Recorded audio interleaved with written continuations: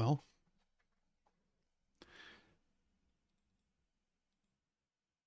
none of the little docs in OBS seem to indicate to me, like the only thing in OBS that tells me that I'm streaming is, I mean, the start streaming button now says stop streaming. And I mean, all those little indicators are fine. But the actual Restream IO, the Restream IO uh, docs don't seem to be updated.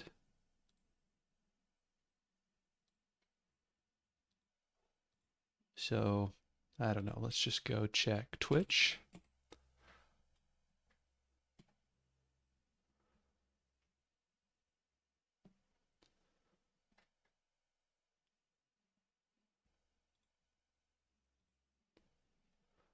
There I am. There's my little, my updated. There I am. There's my title. So seems to be working even though the title has not updated on the OBS side. Hopefully the chat here. Test. And let's open that up again. Yep, okay.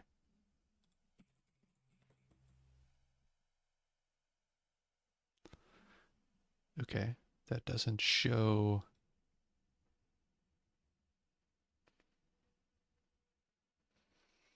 That doesn't show in OBS. Great.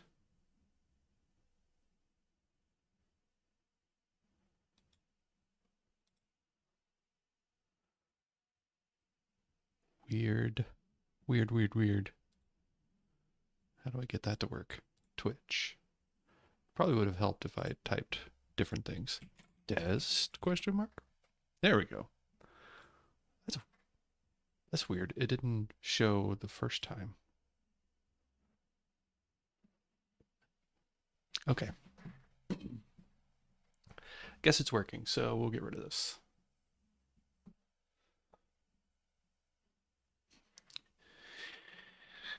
What are we doing today? I guess gonna learn a little bit about WebSockets. I kind of have a good, well, I have a high level understanding of WebSockets. Kind of the same with Zig. Like I have a beginner level understanding, I'd guess. Maybe a little bit better than beginner. But I'd like to fix both. I'm interested in using a WebSocket server and client for a game, a text-based game that I'm working on. Well, really, this is the first time I've actually worked on it, so now I'm working on it. But the WebSocket will be, there's going to be like a web page. There's be something like a terminal or chat window in your browser that talks to a WebSocket server that then, communicates with the game server or game logic. But this is just like, I guess that front piece, the user piece. Because I don't know, that seems to be the thing that's interesting to me right now. So I'm just going to start there. And I feel like I should probably read the MDN docs about WebSockets first instead of just diving straight into using websocket.zig to kind of get it. Yeah, I should do that. Let's do that. In fact, I'm going to use Speechify, and the voice is going to, let's start with Gwyneth Paltrow. Gwyneth Paltrow. Hopefully this isn't going to be too loud. The WebSocket API makes it possible to open a two-way interactive communication session between the user's browser and a server. With this API, you can send messages to a server and receive responses without having to poll the server for a reply. The WebSocket API provides two alternative mechanisms for creating and using WebSocket connections: the WebSocket interface and the WebSocket stream interface. The WebSocket interface is stable and has good browser and server support. However, it doesn't support back pressure. As a result, when messages arrive faster than the application can process them, it will either fill up the device's memory by buffering those messages, become unresponsive due to 100% CPU usage, or both. The WebSocket Stream interface is a promise-based alternative to WebSocket. It uses the Streams API to handle receiving and sending messages, meaning that socket connections can take advantage of stream back pressure automatically, regulating the speed of reading or writing to avoid bottlenecks in the application. However, WebSocket Stream is non-standard and currently only supported in one rendering engine. Additionally, the WebTransport API is expected to replace the WebSocket API for many applications. WebTransport is a versatile, low-level API that provides back pressure and many other features not supported by either WebSocket or WebSocket Stream, such as unidirectional streams, out-of-order delivery, and unreliable data transfer. Additionally, the WebTransport API, if standard WebSocket connections are a good fit for your use case. Man, this is why I hate this. One annoying thing about this Speechify extension is if you want to click on a link, it operates like when it's reading. Wide browser You can click on these is more complex to use than WebSockets to start reading that sentence. So that obviously conflicts with trying to open a link. Its cross-browser support is not as wide, but it enables the implementation. WebTransport is a versatile, low-level API that provides back pressure and many other features not supported by either WebSocket or WebSocket Stream, such as unidirectional streams, out-of-order delivery, and unreliable data transmission via datagrams. WebTransport is more complex to use than WebSockets, and its cross-browser support is not as wide, but it enables the implementation of sophisticated solutions. If standard WebSocket connections are a good fit for your use case, and you need wide browser compatibility, you should employ the WebSockets API to get up and running quickly. However, if your application requires a non-standard custom solution, then you should use the WebTransport API. Note, while a WebSocket connection is functionally somewhat similar to standard Unix-style sockets, they are not related. I think for my use case, WebSocket, the WebSockets API should suffice. As far as I know, for these types of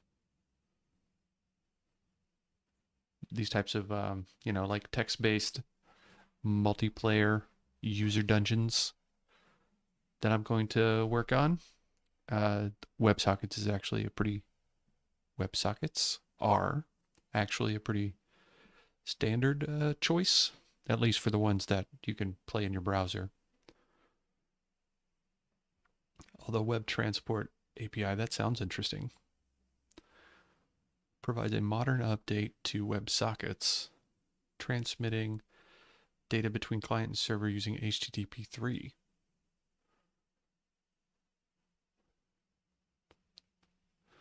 Multiple streams. Yeah, all that stuff she just said. Okay, so limited availability, Chrome and Edge and Firefox and Safari, not widely supported in Safari, whereas WebSockets probably is.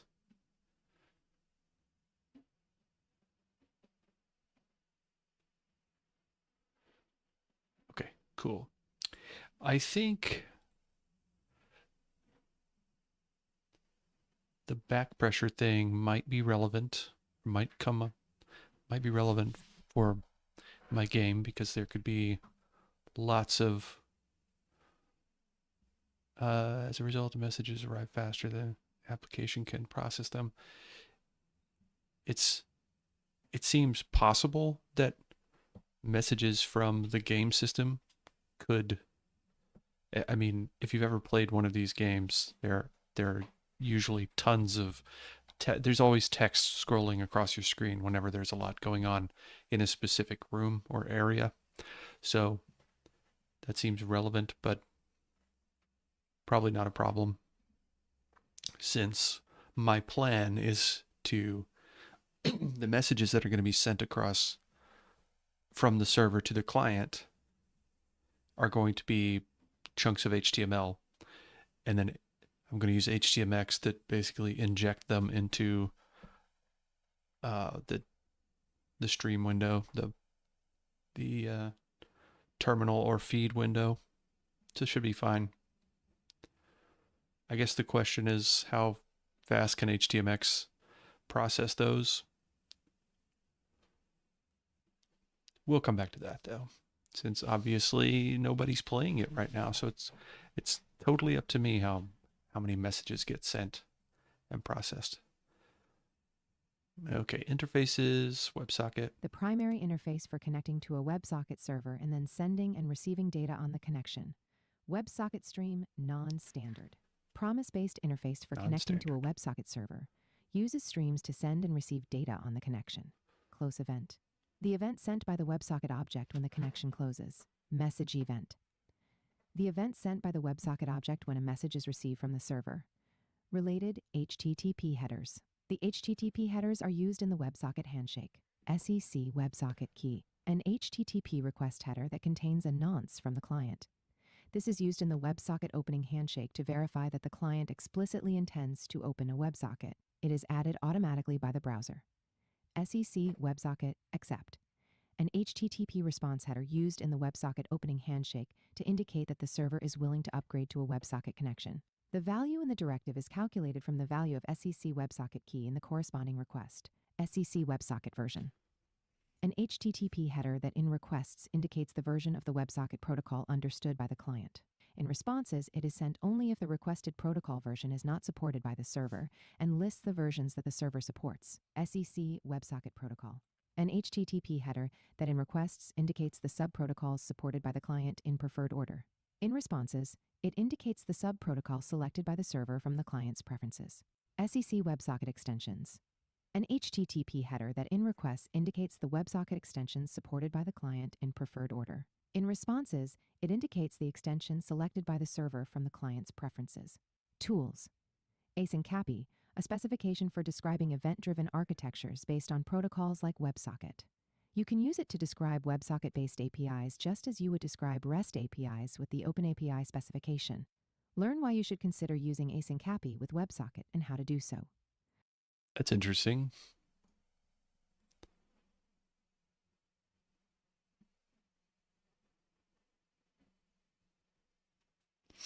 Event-driven architectures based on protocols like WebSocket. It's like OpenAPI, but for WebSockets or event. I guess any event-driven. What is WebSocket? Why async API? When building a WebSocket API on a server, you might have some additional needs. Want to document the API for the team that writes a client app, web UI, desktop app, or mobile app. Want to have a way to specify the format of the messages that the server supports to validate them in the runtime. Want to generate a server and a client? If not for final production use, then for prototyping and testing. These are just a few common needs. For WebSocket, you only establish a connection over HTTP protocol, and the rest goes over WS, so OpenAPI specification won't help you much here. WebSocket is one of the patterns in event-based systems. In the end, it is all about a stream of messages and asynchronous processing. Yes, it would be best to use async-API. WebSocket described with async-API. When I Google for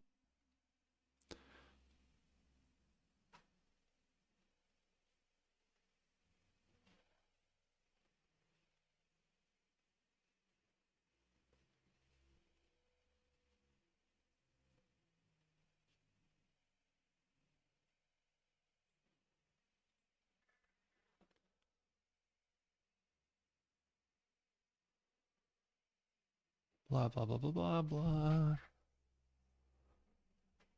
Okay, 0MQ, embeddable networking library.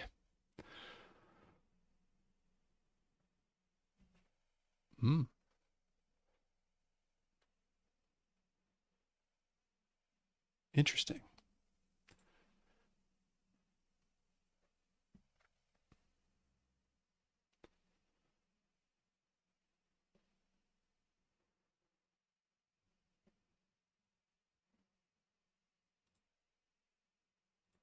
So bright.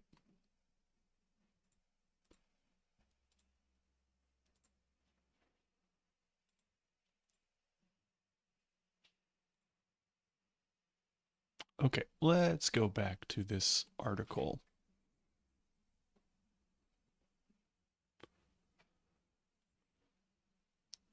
Oh, wow. I don't really want to watch. It's on Restream. So am I. This is a pretty subjective post. I'm sharing my perspective, taking into account years of experience building backend and frontend with user experience in mind. If you do not want to read this article, then watch the recording of the live stream about the same. Sorry, one sec. Oh, right. Wrong button. Back to Twitch. Back to me. Software and game development. Okay, cool.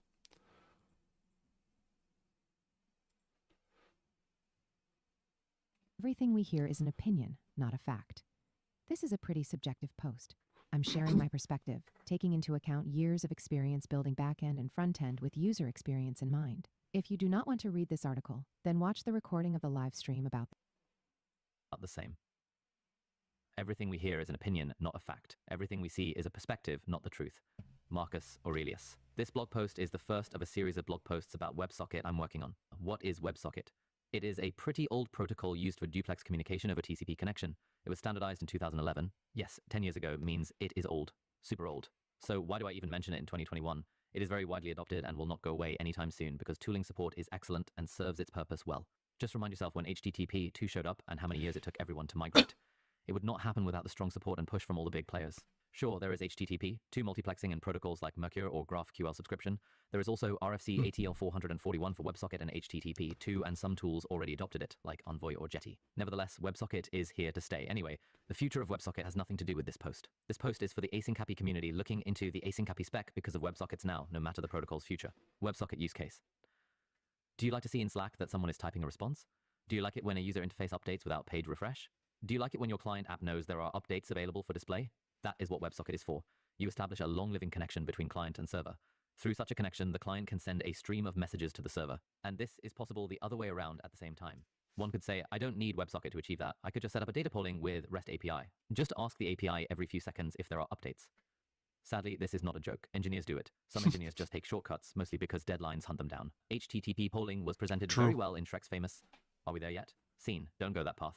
Do not perform unnecessary connections to your servers and create more and more traffic with more and more resource consumption. Wasting resources is bad and makes Shrek angry. WebSocket changes a lot there. Figure 1. HTTP pull versus WebSocket versus Shrek. Why async happy? When building a WebSocket API on a server, you might have some additional needs. Want to document the API for the team that writes a client app, web UI, desktop app, or mobile app. Want to have a way to specify the format of the messages that the server supports to validate them in the runtime. Want to generate a server and a client? If not for final production use, then for sure for prototyping and testing. These are just a few common needs. For WebSocket, you only establish a connection over HTTP protocol, and the rest goes over WS. So OpenAPI specification won't help you much here. WebSocket is one of the patterns in event-based systems. In the end, it is all about a stream of messages and asynchronous processing.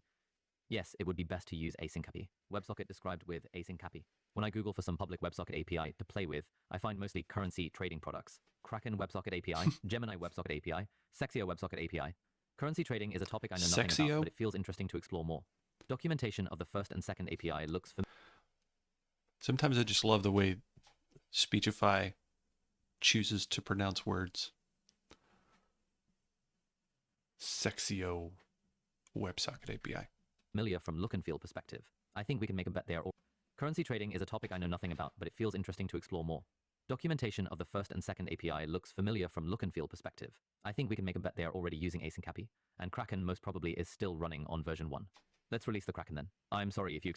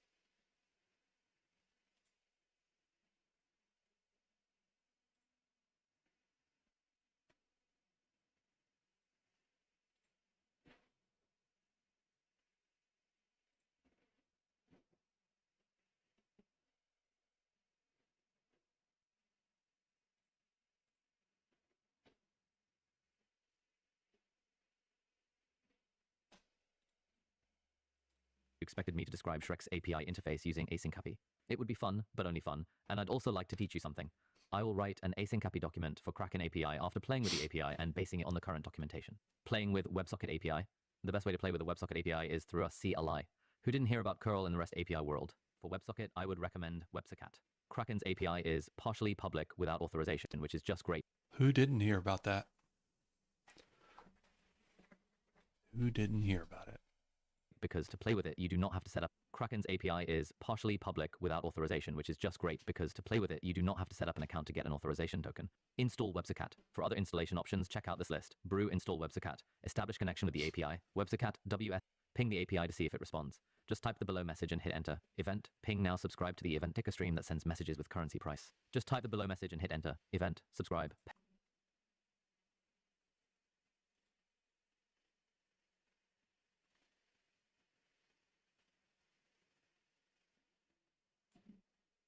Pair, XBT, USD, XBT. You should now see a constant stream of data sent by the server. You do not have to ask the API every second for an update, as the update is pushed to you. Boy, it is always such fun to do it. Like seriously, I always have fun playing with APIs, any APIs. Just making this API conversation. I hope nothing is wrong with me. Now you know how to interact with the Kraken API. Now let's try to describe it using async API. Describing API using async API. I'll explain in detail how to describe WebSocket API with async API in another blog post that will be part of the series. Why? I don't want to make this post super lengthy and discourage others from reading it. Let us learn step by step. For now, I will throw here a full async API document I created for the Kraken API. You can also open it up in the async API studio and compare with their current documentation. Familiarize with below before you look at the async API document. Async API describes the API interface between the client and the server. In other words, the async API document is for the user of the API. It does not describe what the server does, but what the user can do with the API. Kraken API is quite complex. It has some beta servers, some private messages, and messages closely related to vocabulary specific for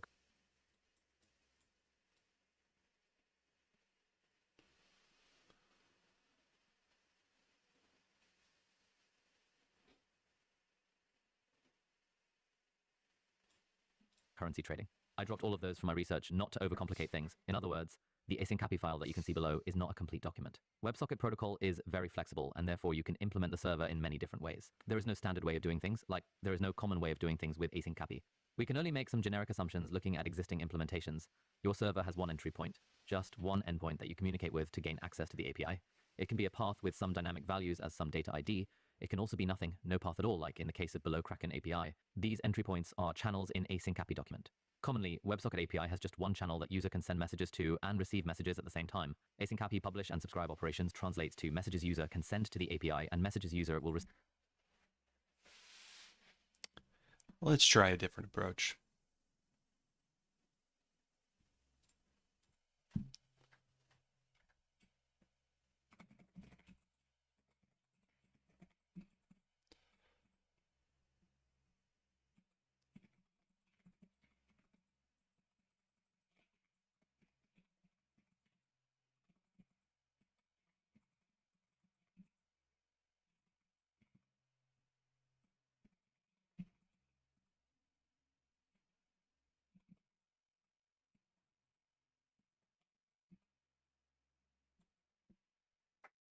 I should have chose concise. Damn it.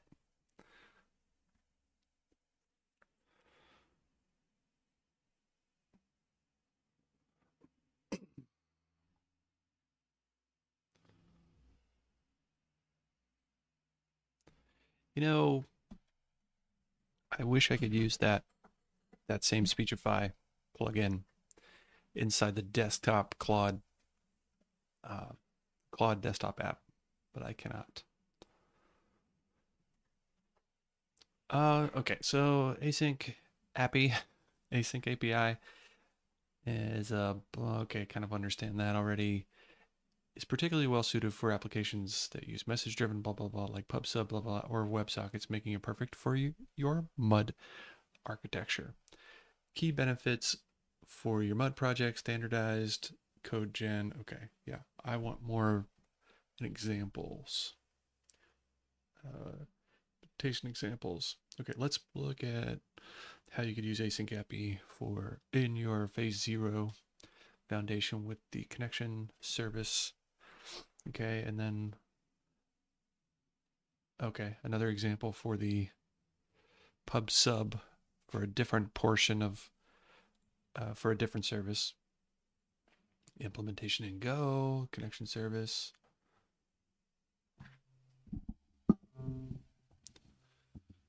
Let's just look at this one. This is just YAML. It should be easy to figure out, or easy to grok. Mud connection service handles WebSocket connections.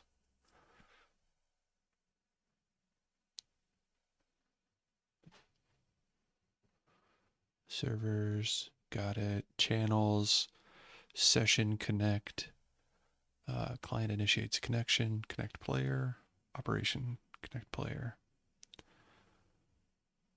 Okay. Server responds to connection request. Authenticate.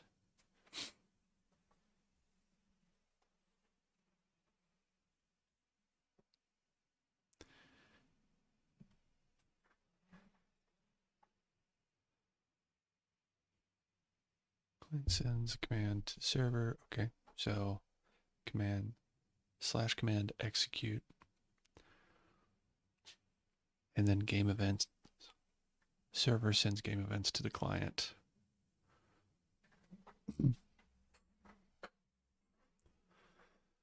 Okay.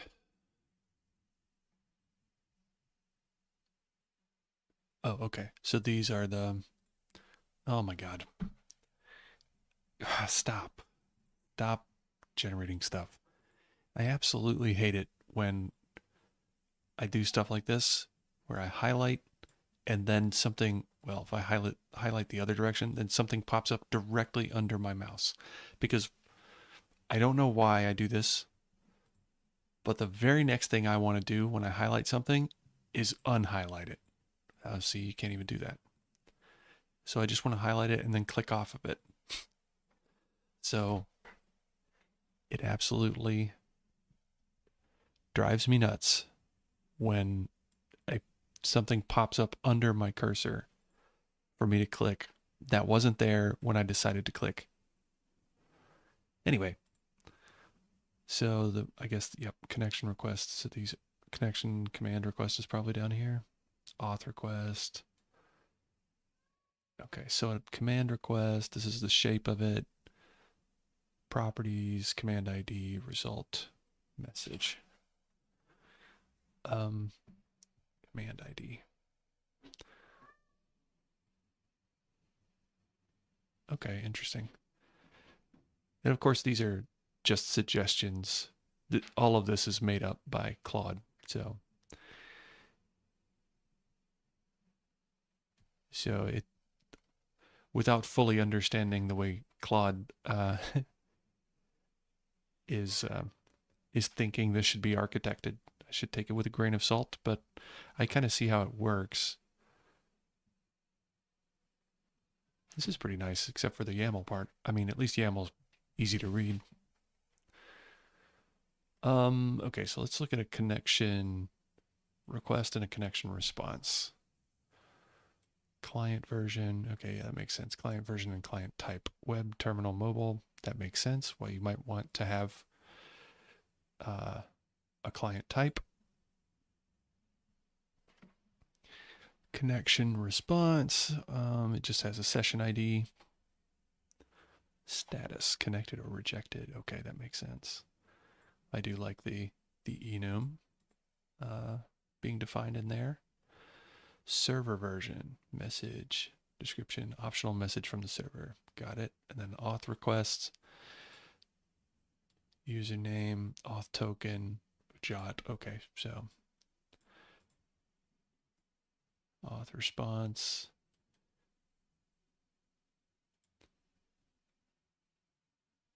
Success or failure. Player ID. No, a list of characters.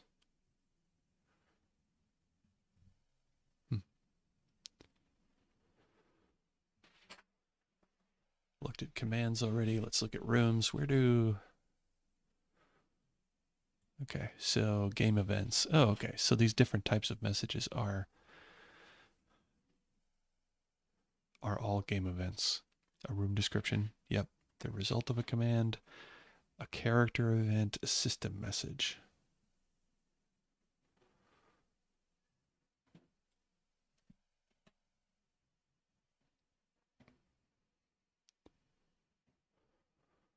Cool.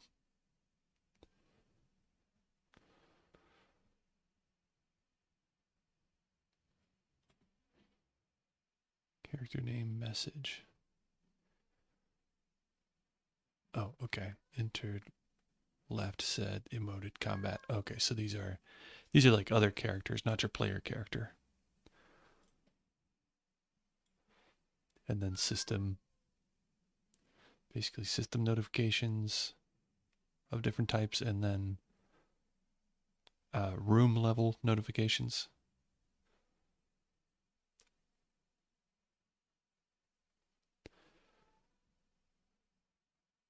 Okay. Okay, so I see how async appy is supposed to kind of work. So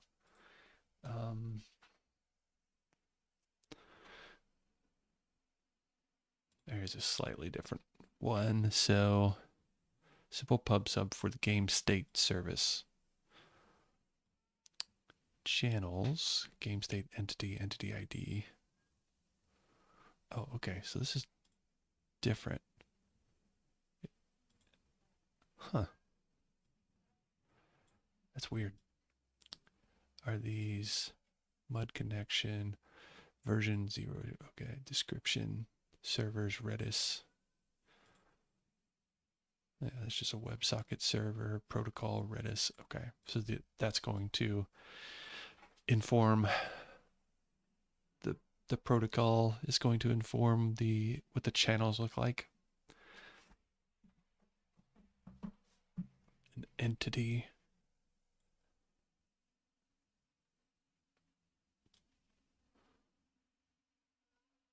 Updates to a specific entity.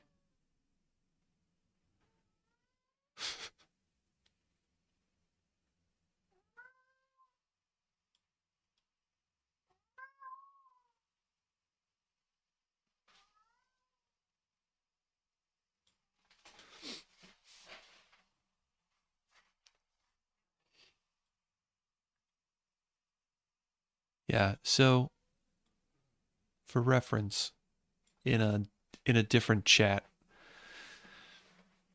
Claude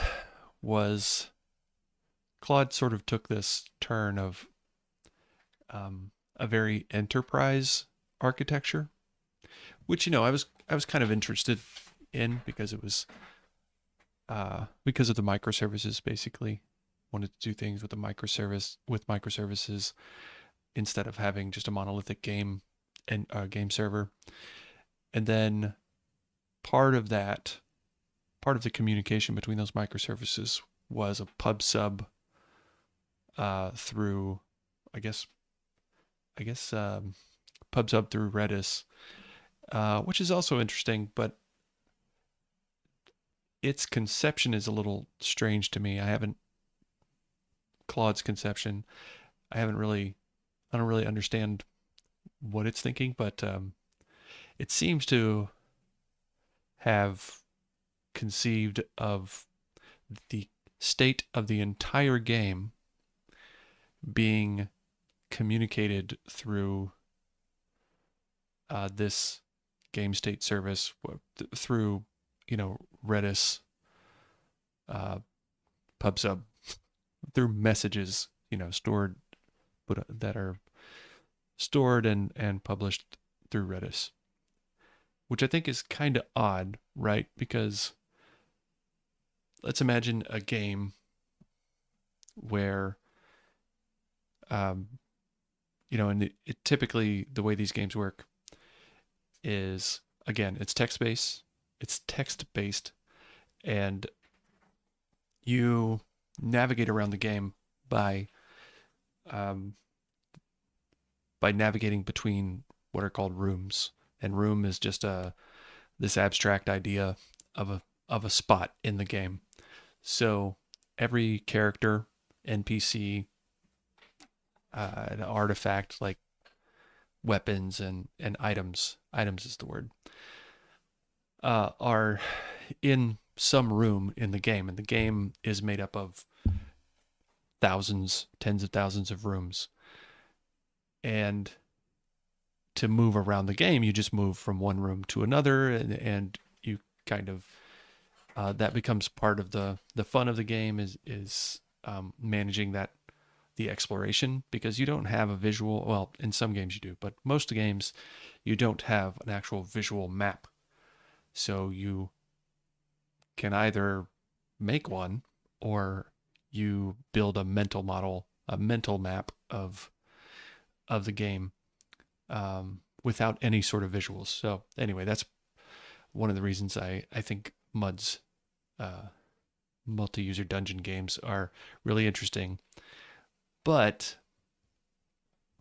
in a large MUD game, you could have like 80,000 rooms and thousands of players, and of course tens of thousands or hundreds of thousands of NPCs and monsters, and even more items throughout the world.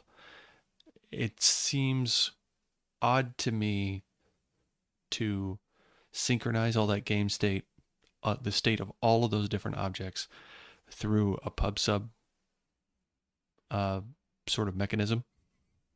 I don't know, maybe it's not, but I just don't see how that's going to work, because, for example, take the monsters and the NPCs. Just take all the players out of it. These NPCs sort of move around the game. They're not staying in one specific room. They have very simple AI that makes them wander from one room to another. In this architecture, every time an NPC moves from one room to another, or probably even says something, or like does anything in the game, it would publish a message, and every NPC would be doing that. So there would be thousands of these per second, which I guess is fine. I mean, that's definitely doable for a Redis, like a single Redis server. It's not like a huge stress. It just doesn't seem like the most efficient way to do it. Which I guess, if you were concerned about that, you probably wouldn't spread all this logic across microservices in the first place.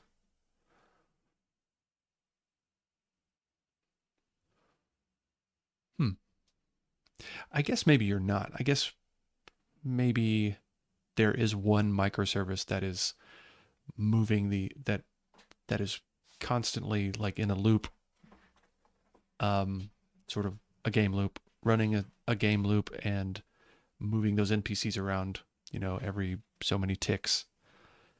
And this is just how it tells interested consumers, subscribers, I should say, about those game events, those changes of state.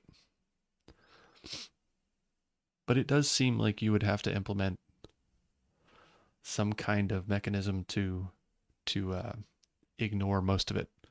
For a given player who's in one room, they may be in a room where there are no NPCs and nothing is happening. They're just kind of there. Or they could be in a sleep state, resting, so you don't see any sort of any updates anyway, even if a player walks into the room or says something, or an NPC does. Then all of those game events would need to be filtered out. So maybe that's the part I don't get. Like how should I implement it this way in the first place? And if so, does that mean that I need to filter out all game events for almost all game events for almost every player? I guess so, because ultimately you're going to only send game events that are relevant to most game events are only going to be relevant to the character in that room, to a player character in that room. Because the game state server is going to handle like interactions between NPCs or NPCs and players. So, there's no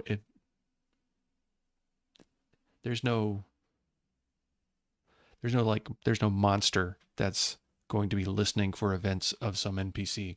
It's just going to happen inside of the game server, the game state service. Anyway, I think we've gotten off track of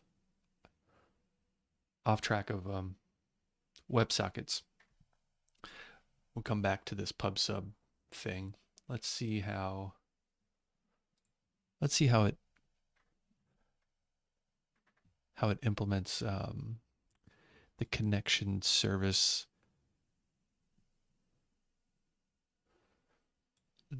An example of implementing this async API definition. I am kind of curious how. Okay, so JSON client version.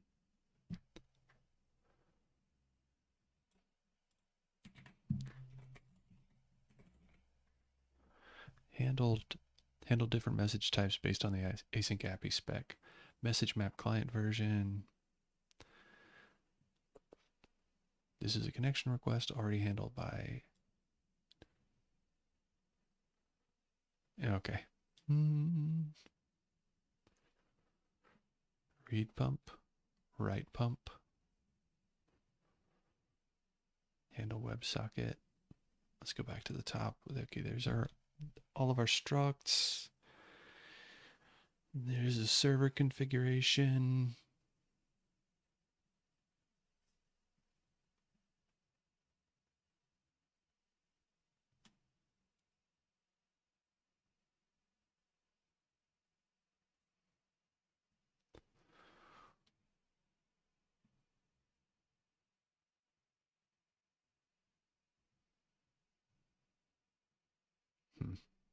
Okay.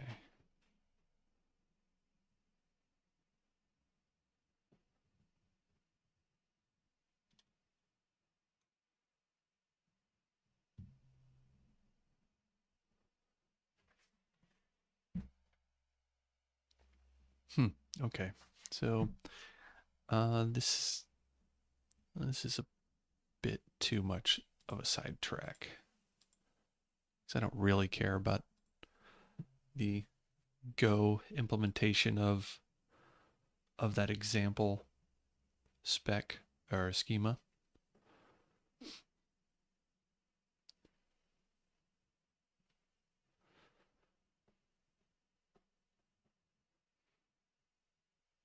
Oh yeah. Yeah, htmx is pretty cool. I've never tried the WebSocket version, but I mean it seems like it. What'd I do with that? I mean, it seems like it works pretty much like the other versions, just like the normal htmx flow. You just use WebSockets instead, and that looks way simpler than, say, just writing a JavaScript, even a simple JavaScript WebSocket. Let's see, implementation, using Go htmx temple, differences between. What do we got here? WebSocket test client. This is something like my client would look like. It's very simple.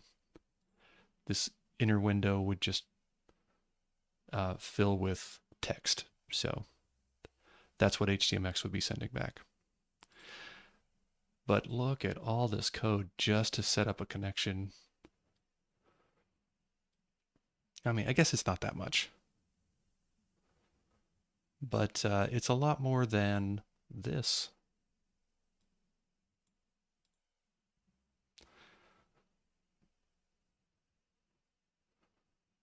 Mm-hmm.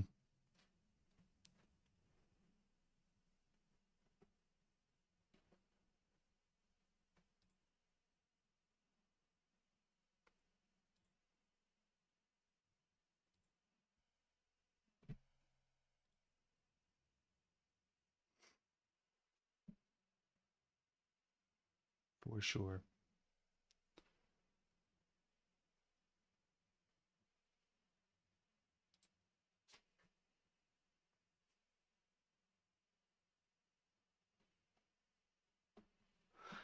Okay, where was I? Okay, yeah, I already read this. We'll come back to async API spec when I actually have a WebSocket server to send messages from.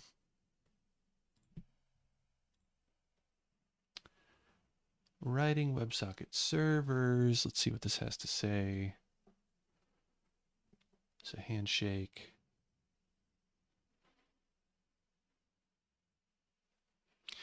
I want to learn Zig, I guess, is the the answer to that. I could build what I want to build probably a lot faster with something else, but I just want to get comfortable with Zig.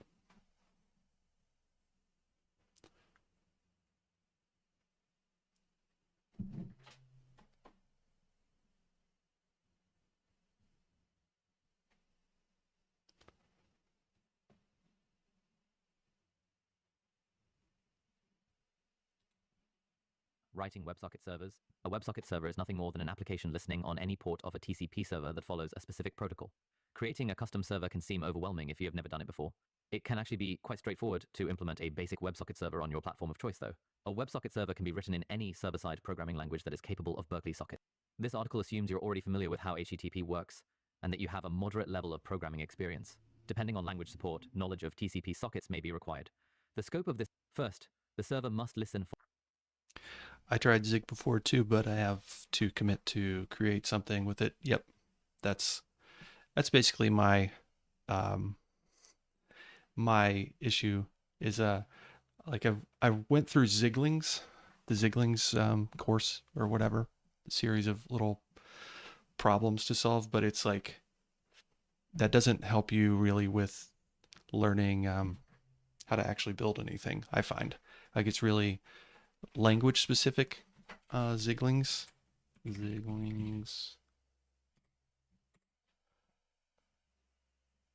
The problems are all language specific at the language level and not at the standard library level. So it's not, I feel like, yeah, I get it, but I still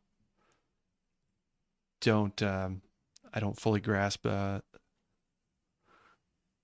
like how to build stuff with it. So I need to do that. I'm probably also, honestly, I'm probably just wasting time here and not, I should just jump in and try to build WebSockets. I'm sorry, like a simple WebSocket server.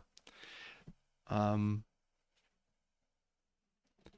but I also feel like I should have a deeper understanding of how this works before, For incoming socket connections using a standard because TCP socket.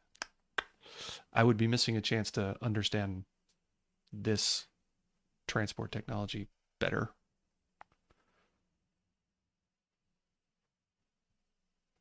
Yeah, Zig seems simple enough in one sense, and then more complicated than what I'm used to. I'm used to working in the TypeScript and C# world of like back end and front end web development kind of things.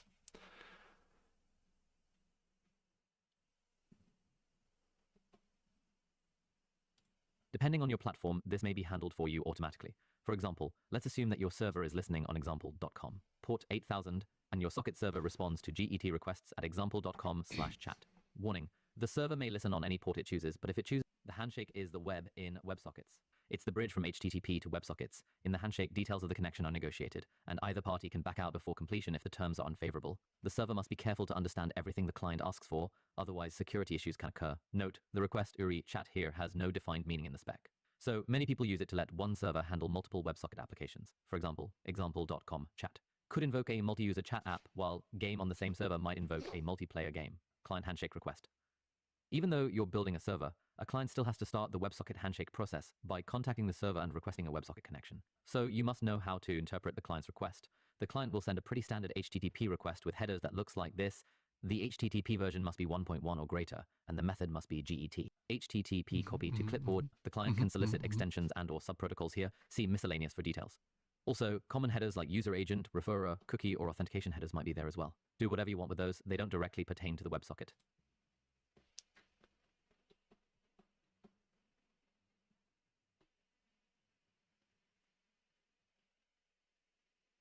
This doesn't directly relate to the WebSocket protocol, but it's worth mentioning here. Your server must keep track of client sockets so you don't keep handshaking again with clients who have already completed the handshake.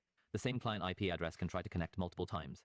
However, the server can deny them if they attempt too many connections in order to save itself from denial of service attacks.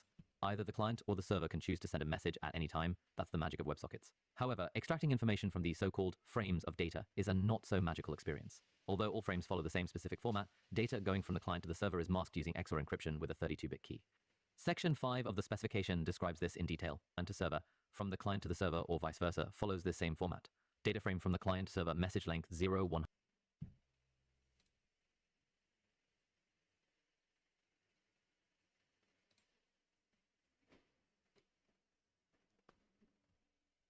Hundred and 0 1 2 3 0 1 2 3 4 5 6 7 8 9 0 1 2 4 5 6. You can tell I wasn't paying attention because I just let it start reading that diagram.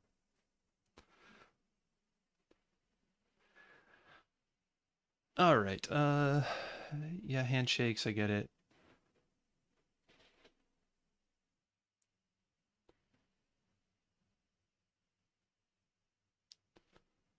Although all frames.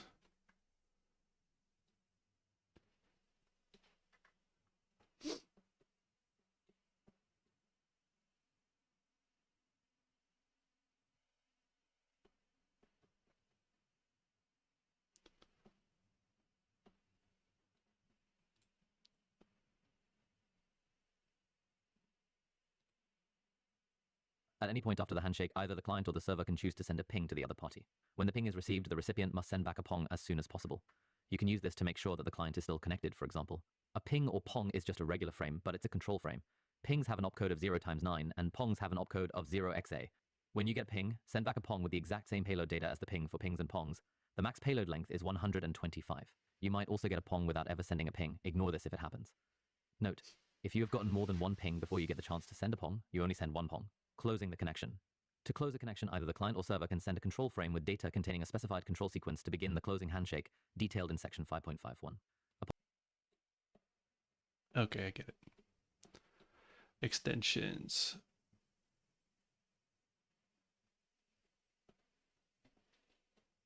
Okay, good enough. Let's get rid of some of this. And we're going to start with the Zig websocket.zig example. Let's just make a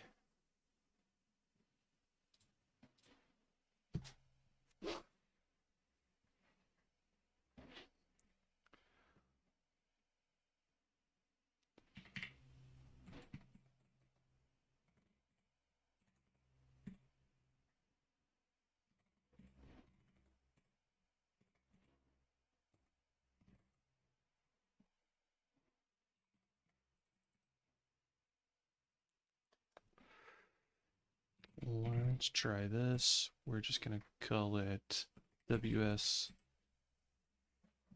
Sandbox.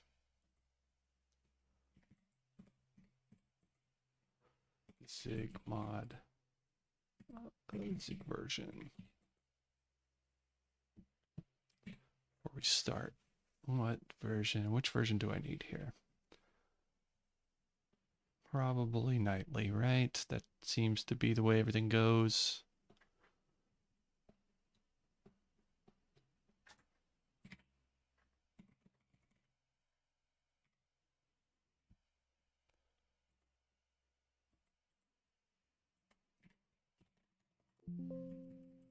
Okay.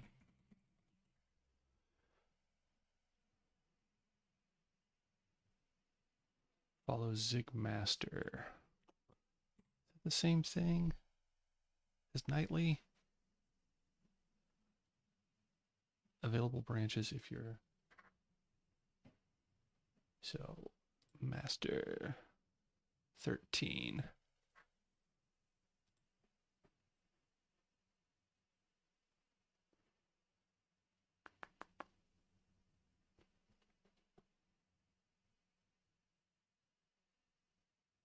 $14.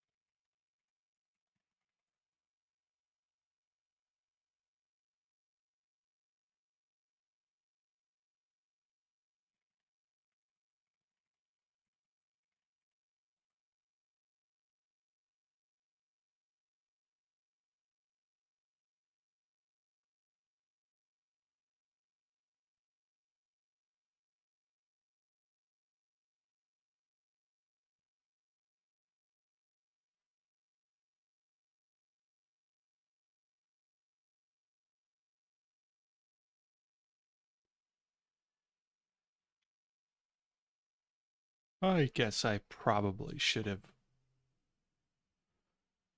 checked if there were other, if version 14 was available, but I guess I was going to upgrade to it anyway. Let's hope nothing breaks.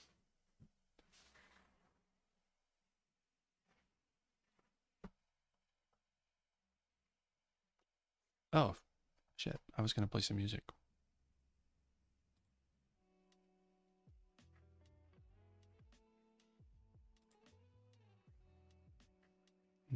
That's extremely quiet.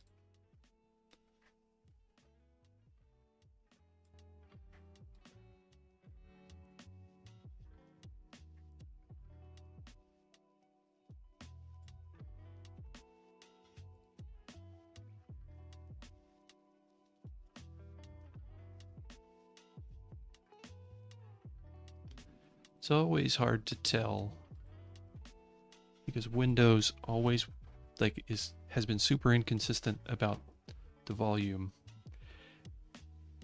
I've streamed before and it's been like inaudible. This music has been like I couldn't hear it, but then on the stream it was much louder. And then I've also had the opposite problem, like right now. According to OBS, this is barely audible on the stream. But if it's any louder, it would be distracting on my side. That's okay, you didn't come here for music.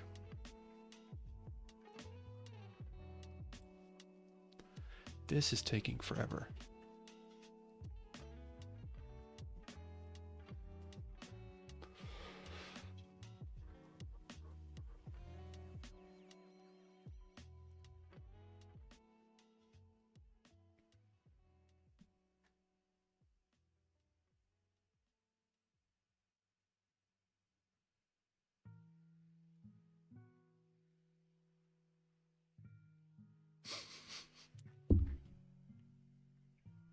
guess while that's happening, we can read the docs.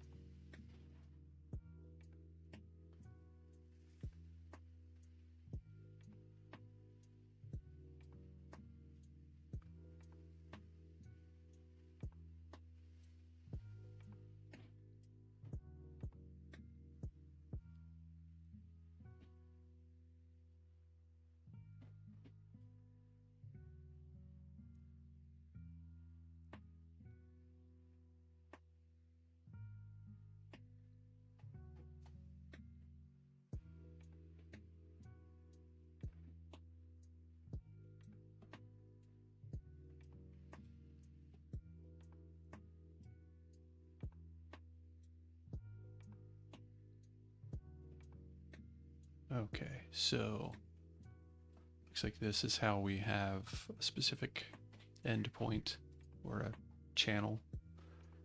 Handshake headers get authorization. No, that's just getting a header, isn't it? Client message, handler. Whenever a text or binary message is received.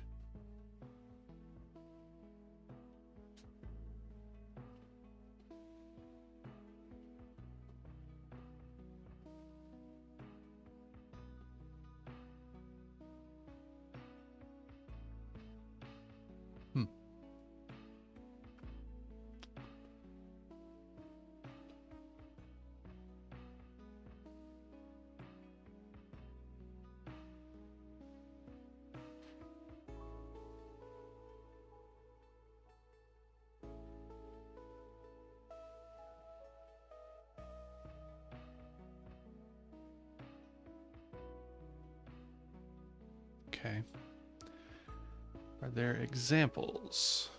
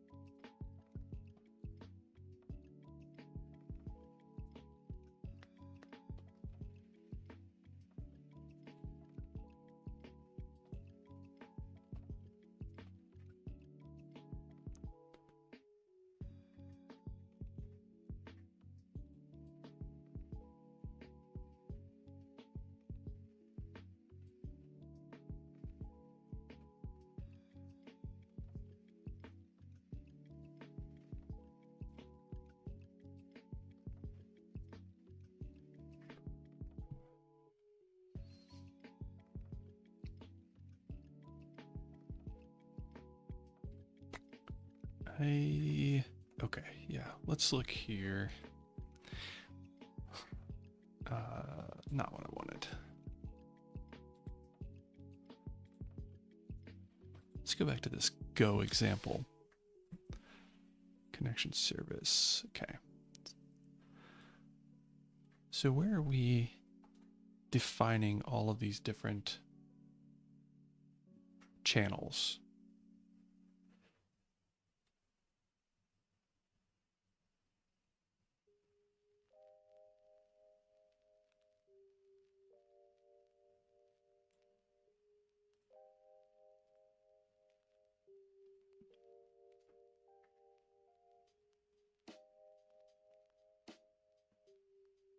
So like session/connect.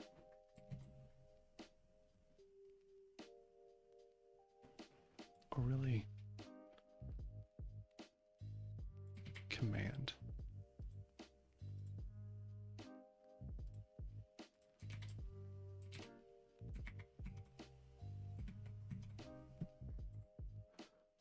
Hmm.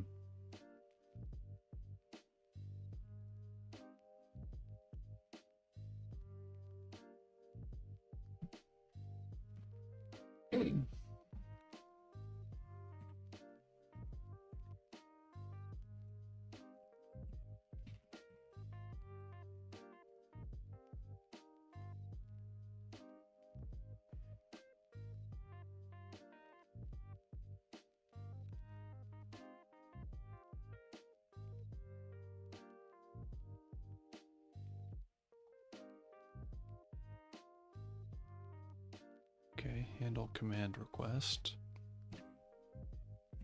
God.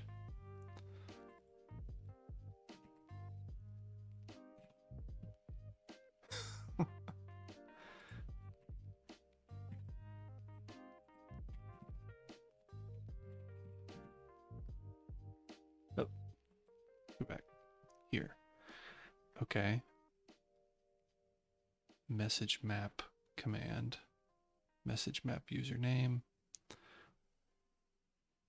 Okay.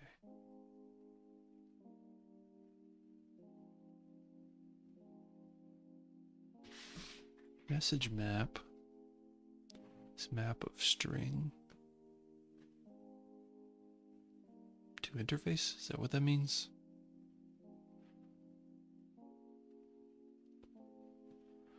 JSON on Marshall. Determine message type by looking at the JSON. Okay, from the request. From the message. The whatever you call it, the client side message.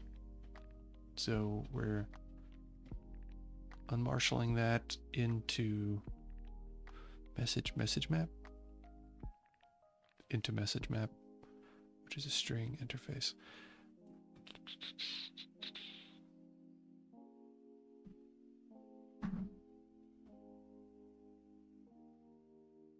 Client version.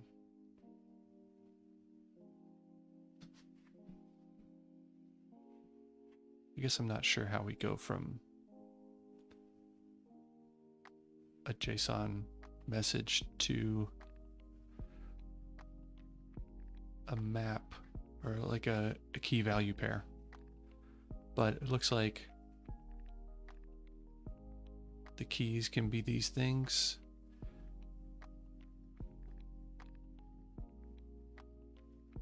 Which are probably the types of messages.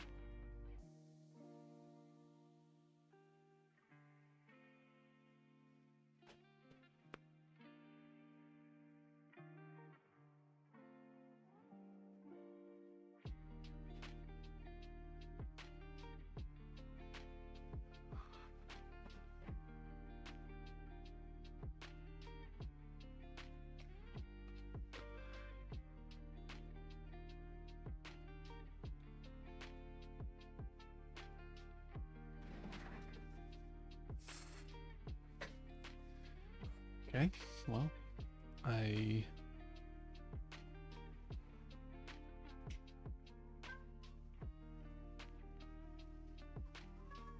guess that's just how it works. So anyway, so commands will come in with a key of command, and then there will be like a command request object as the value.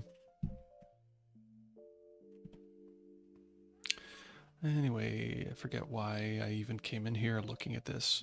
So, okay, so there's not really...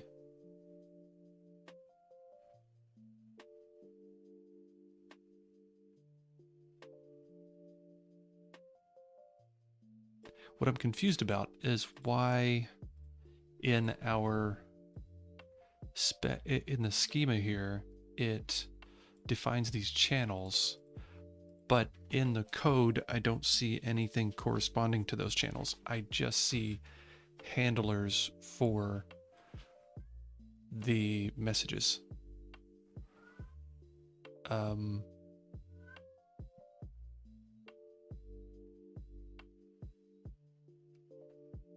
There's nothing. I guess I kind of thought that these were going to be sort of like REST endpoints, like a URI, but I guess they're not. Unless Claude's examples are just throwing me off here, but that would make a little more sense. So essentially, the way I would do it is if I want to think about the Zig implementation, handle command request. So I would do something like, okay, we have process message. So it looks like client message is essentially where we're handling the actual message. And if maybe I should look up this ws.message.text type, or on the other screen it was ws.message text type without this extra layer. But anyway, the TPE parameter is only useful if you care about whether it's text or binary. Okay, that's what that is. It's not really a place for me to say it's this kind of message. Okay, so what will the data look like, I guess, is really what I want to understand. So maybe I need to do that. I need to build this example, run it. Oop.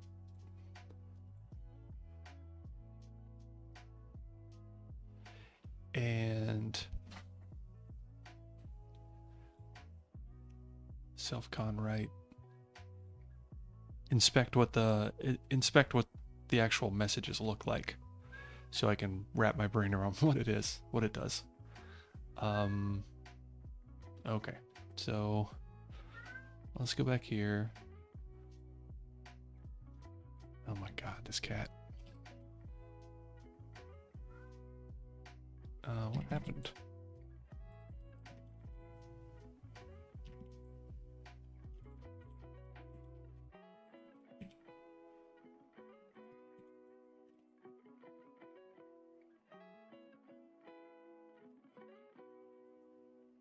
Oh, right. I was just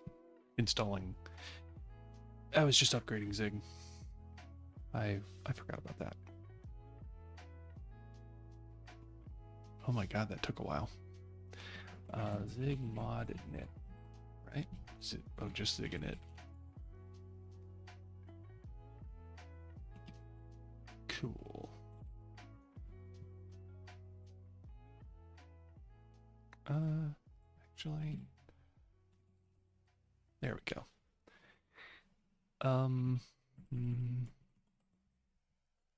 Woof. Woof, that's a lot of purple.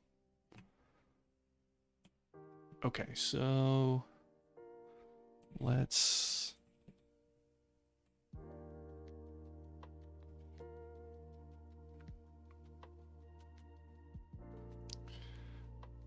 do this. And yeah. All right.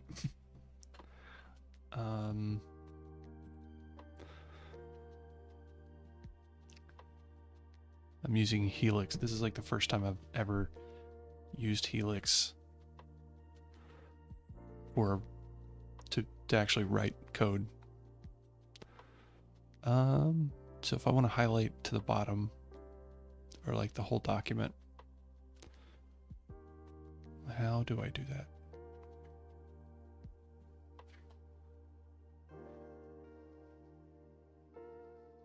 So V,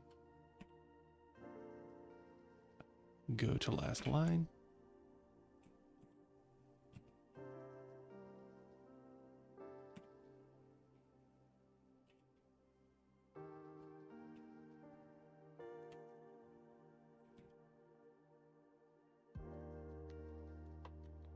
The heck?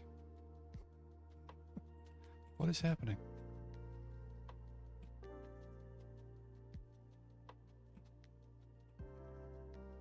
Let's just delete it.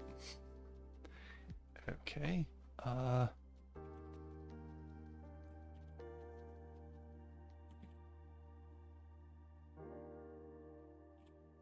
What is happening here?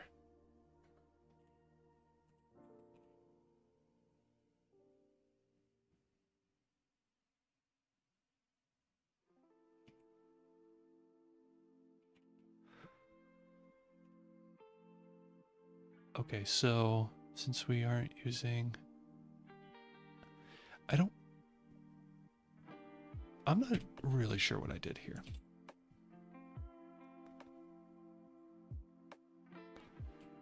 Oh, right.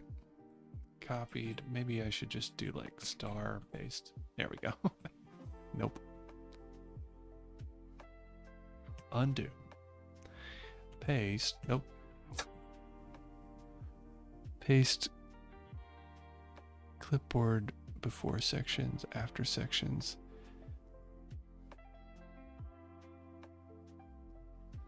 Buffer picker.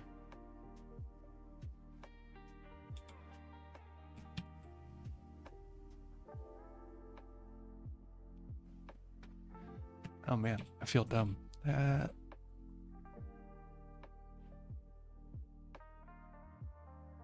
How do I?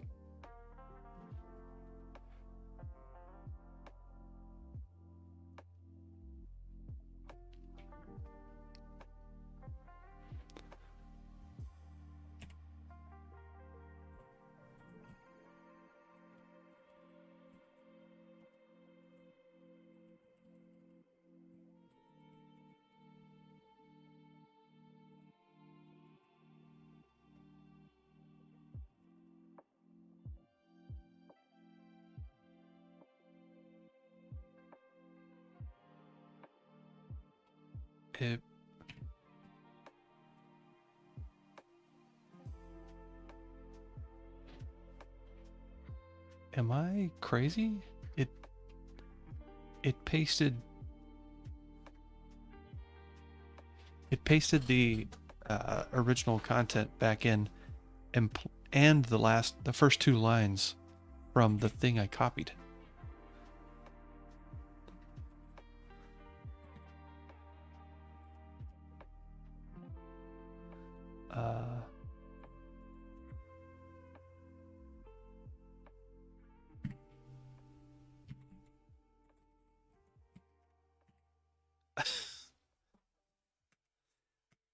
Okay, so go to end.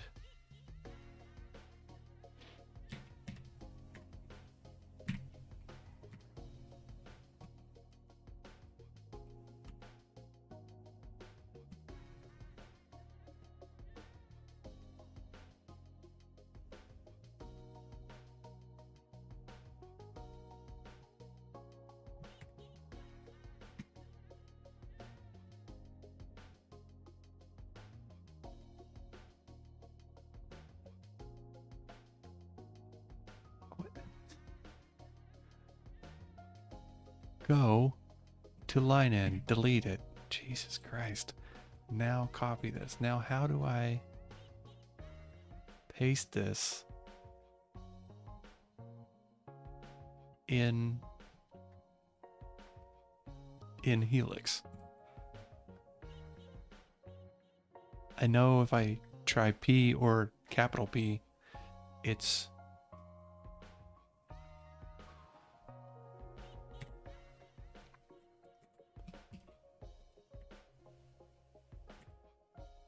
let's try this again.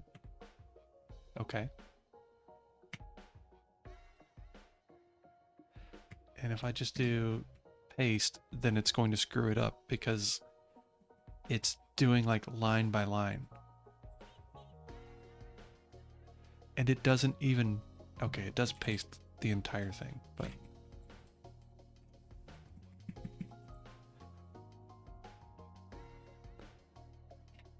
okay. Like, what the fuck is going on? God damn it.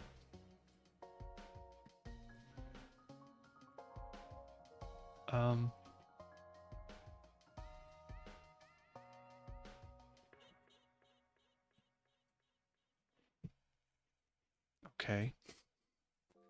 How do I run SIG format?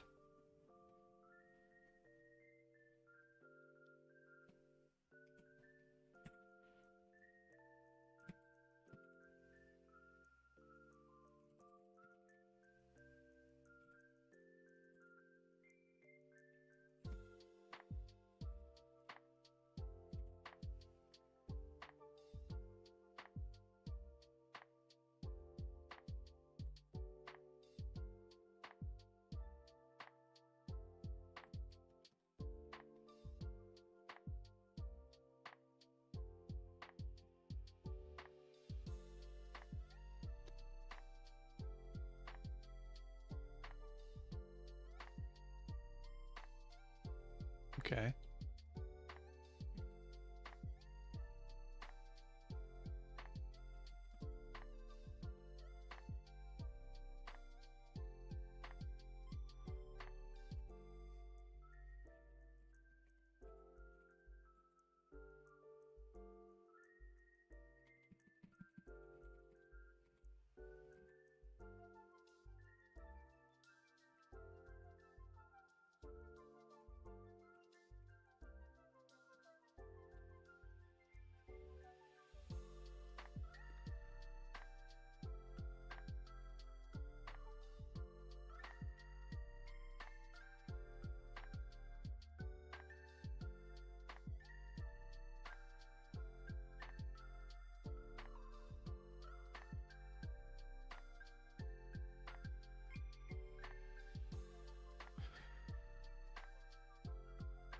How do I install ZLS 14?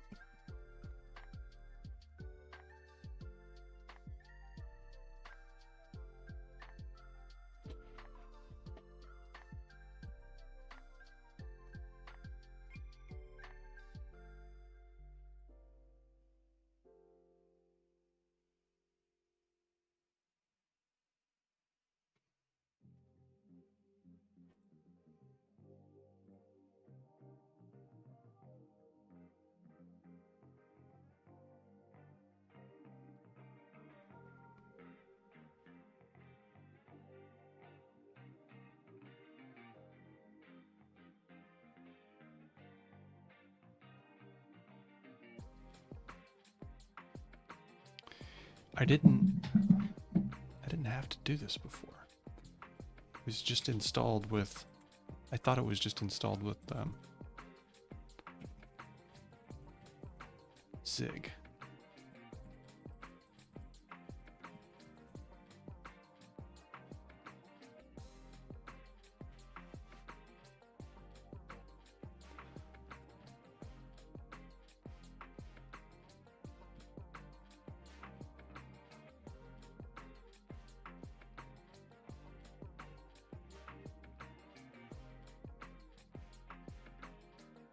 Did I install it?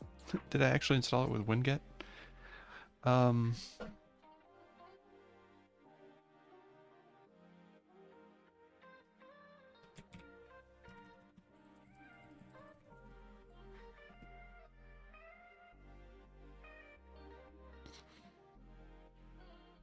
here we go again.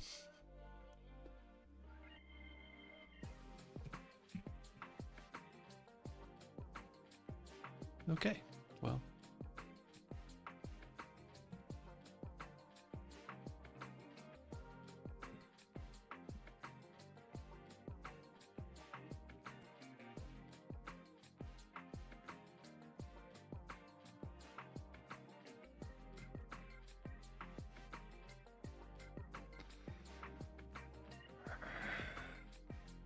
Okay. No, but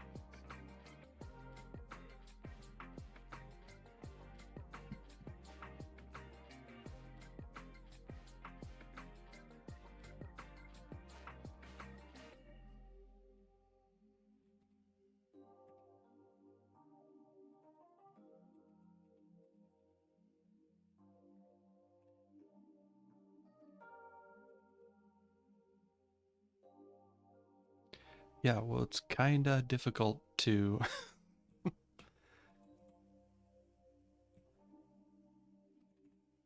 to fix errors if like it's completely fucked on formatting. Like what is happening? Oh.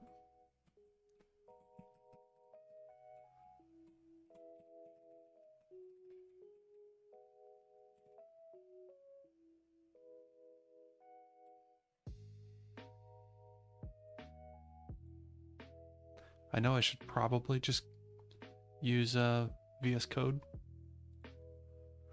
I don't want to.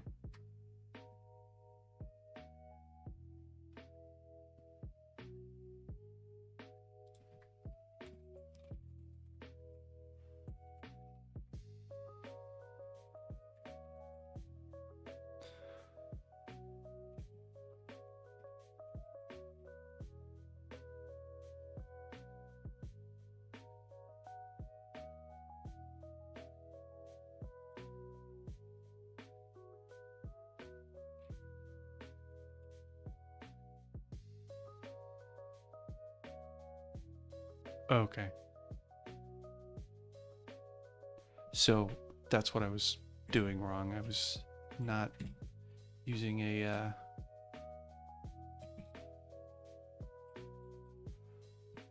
double quote. Let's try this again.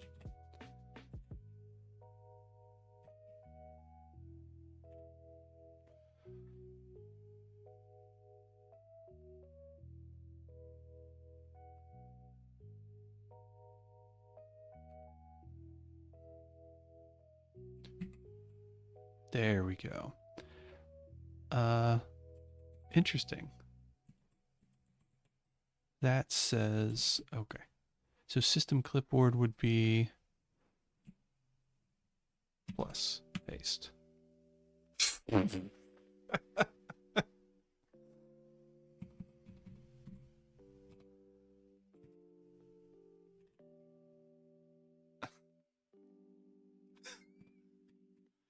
My God.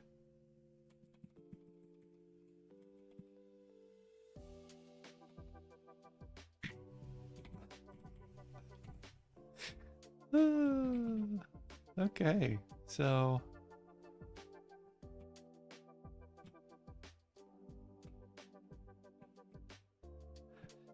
um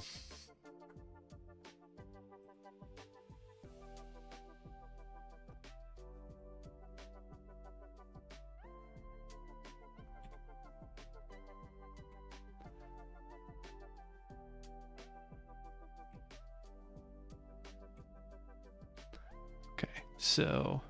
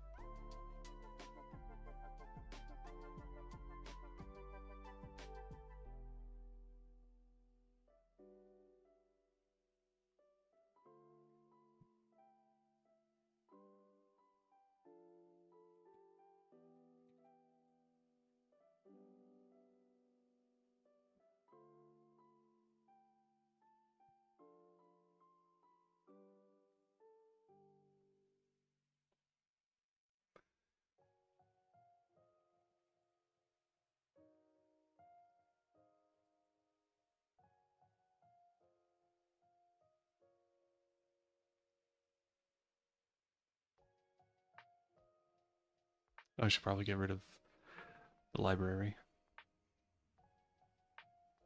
Right. So what do I do? Like zig fetch WebSocket? WebSocket.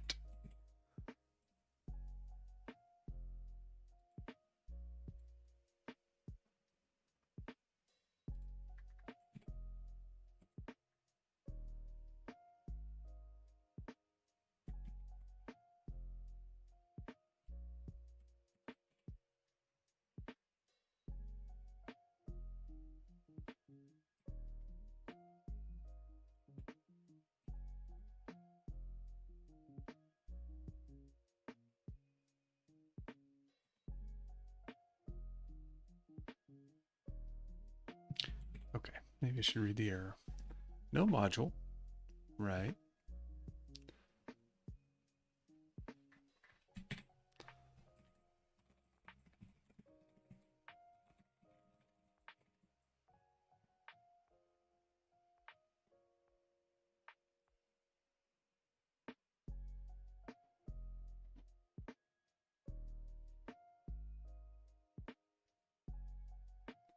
This is not what I wanted.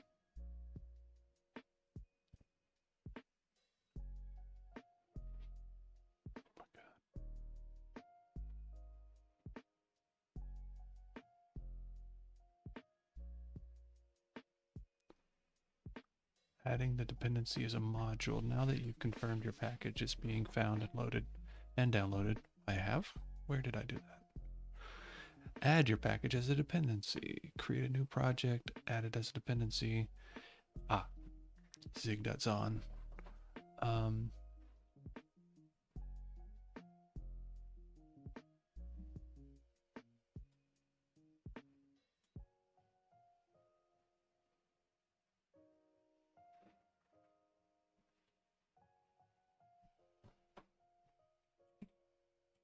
Is this not what zig fetch does?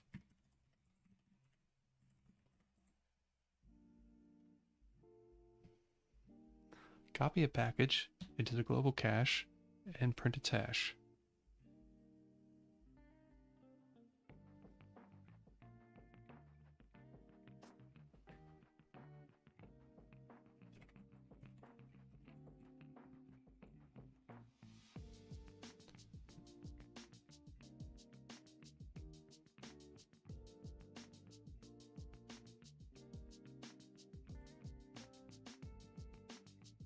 I don't think that's going to help.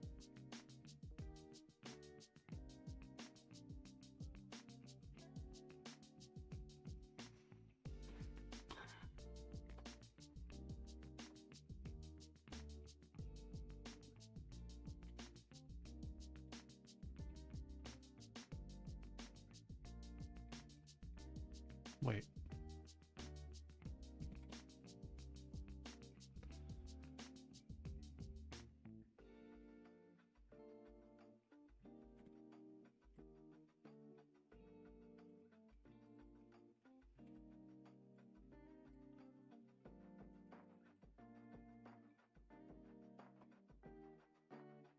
I don't understand. It's right there.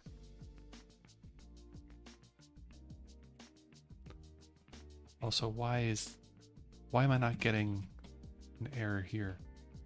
Is that just a limitation of the of ZLS?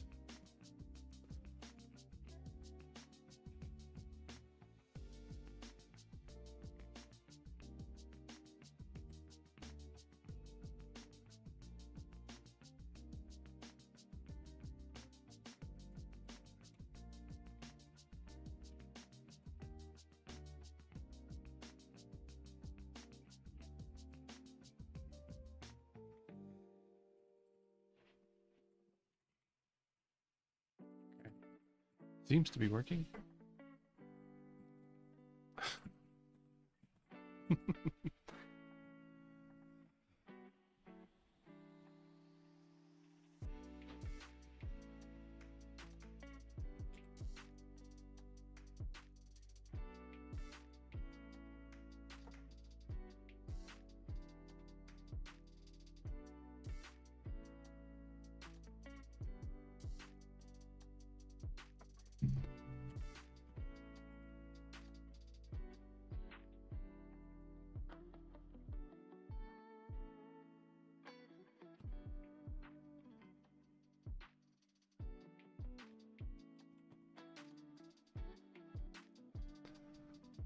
still says no module named WebSocket available. Okay, so we've added it here. Now we need to, we have to actually update build zig LLM dot. Okay, so target, optimize, add module.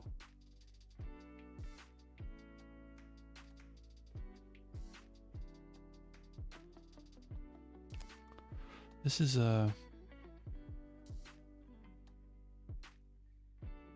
fine.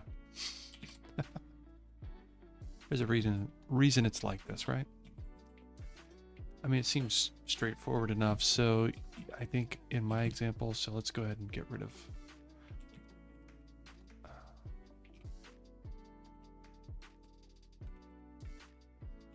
I still don't understand how, like if I'm at the beginning, if I'm here in Helix, how do I highlight?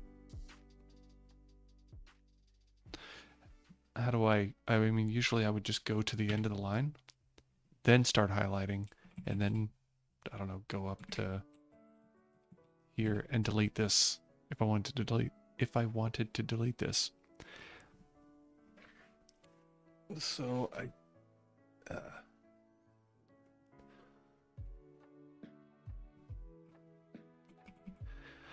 we're gonna leave this alone for now. Okay, so this says, really, I just need to create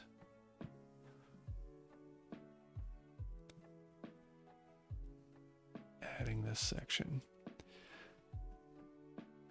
Create a dependency.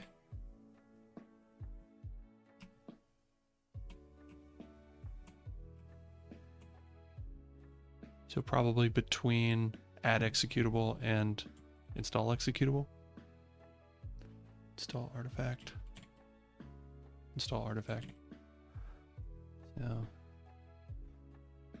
b.dependency. Probably doesn't matter, does it? Const WebSocket b.dependency. Oh shit.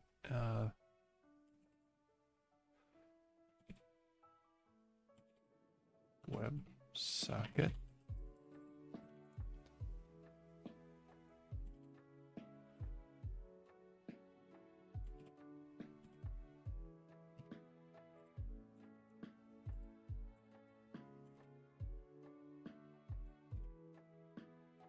Do I need to do this? Where is target coming from?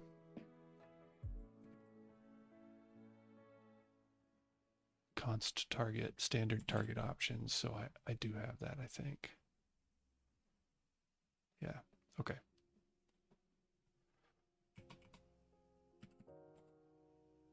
Where was I?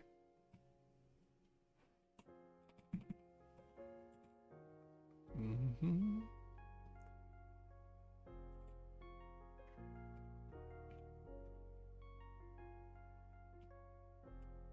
Oh, okay. So, nope. How do you go to the end of a fucking line? Nope, that is...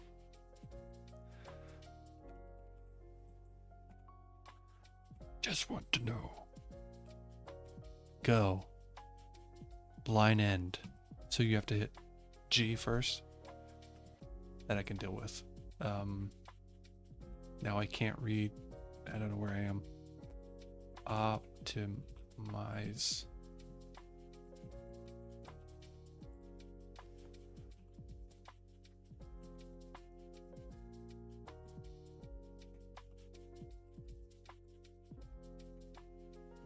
Okay. That's it for now.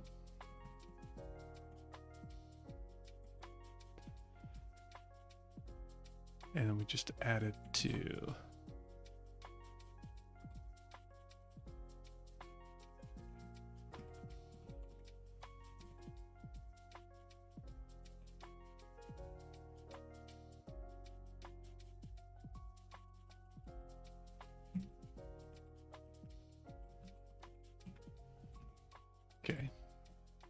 That doesn't seem to be correct.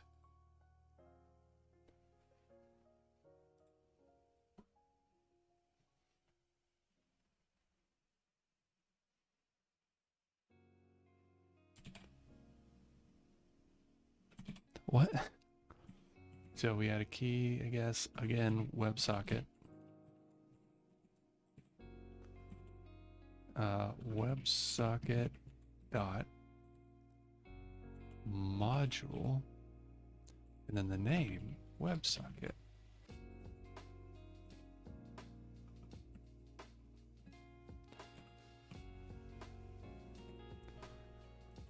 Is that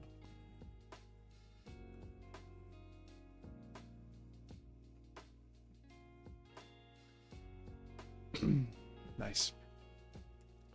No field or member function named add module.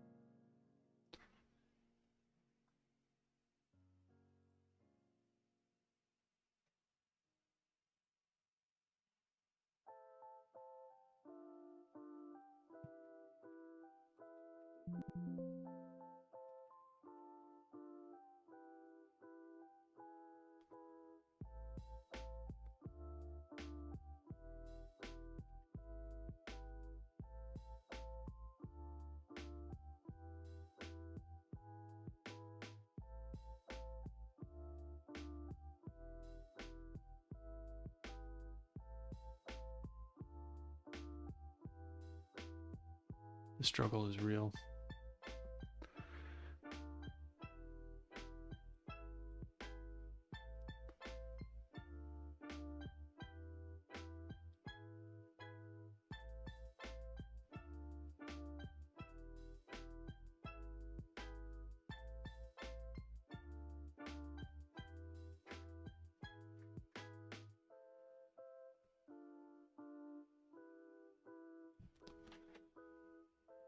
Man, Carl, how about an example of how to use this?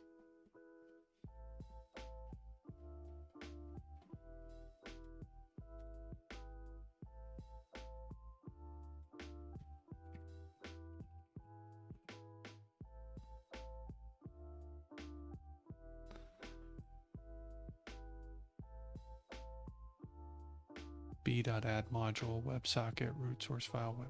Okay.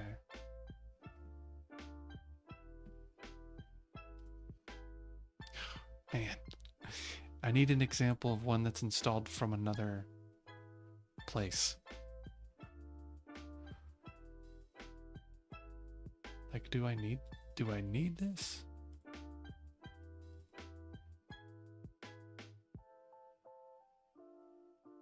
Options, add options, WebSocket blocking.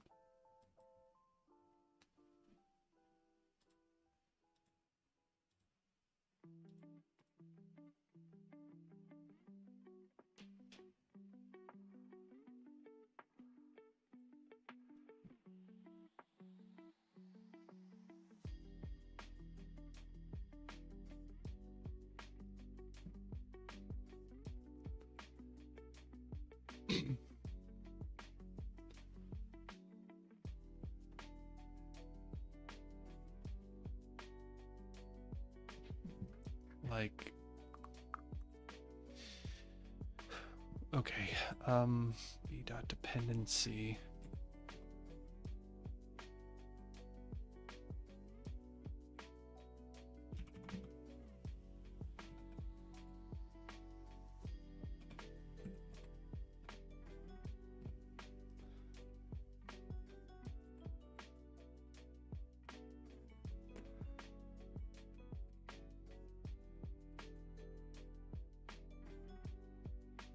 I don't know what's happening.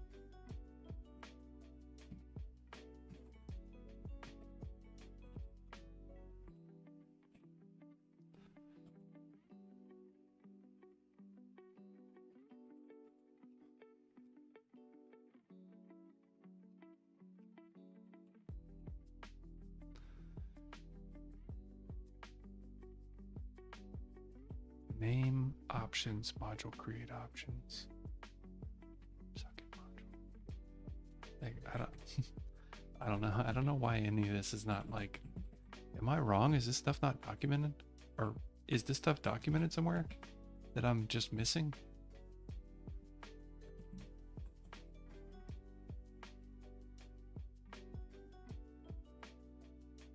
Because, I mean, I totally understand why there might be why things like add module might move around in namespaces or whatever. Like, I get it. So I get why you can't rely on a blog post. But it's written down somewhere, right?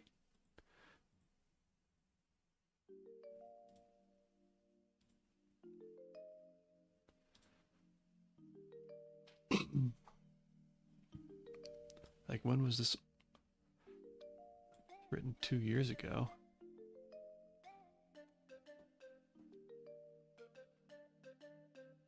How to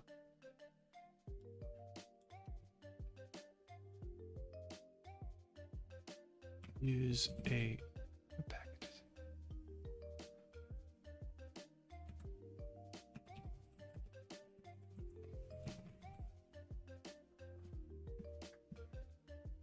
Stop putting this guy's post at the top. It doesn't work. I also don't want to know how to pick it. Like, why?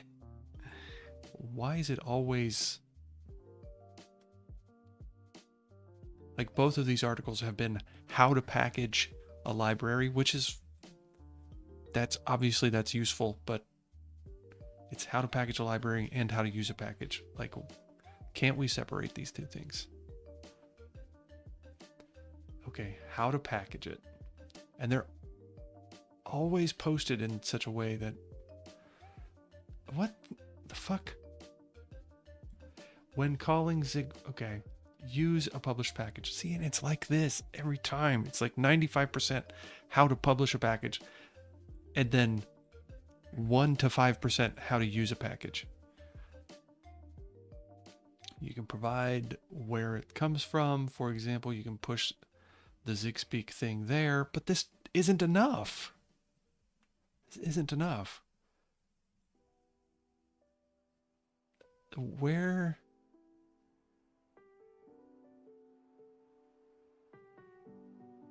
Okay. My bad. I scrolled too far. Package management. Oh, this looks useful.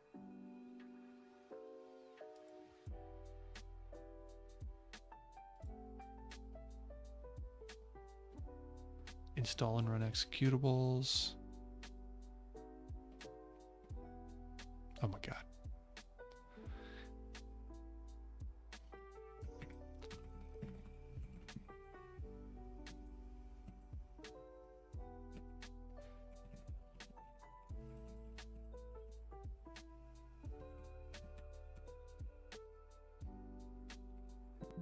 All right.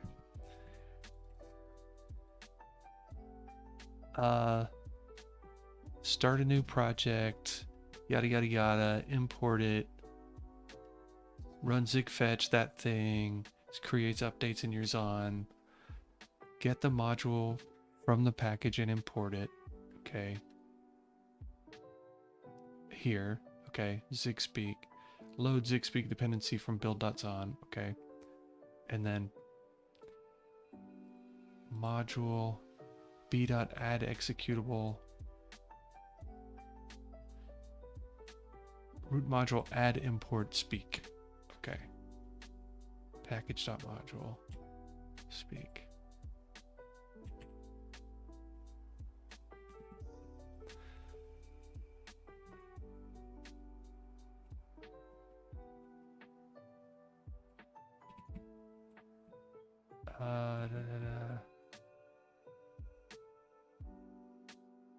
Oh my god.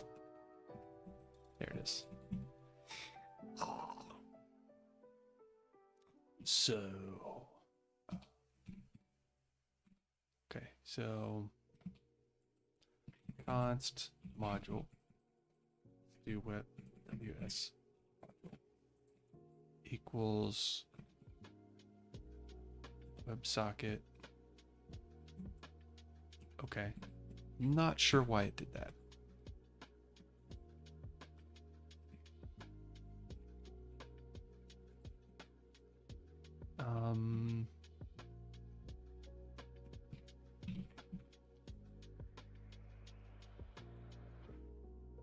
Package.module, socket.module, WebSocket.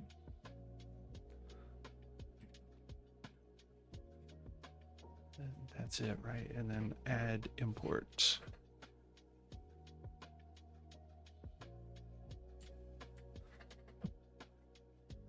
Okay. So the dependency needs to come before add executable, and then,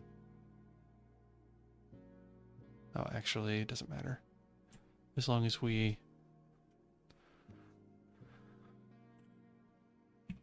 but yeah, just to keep it.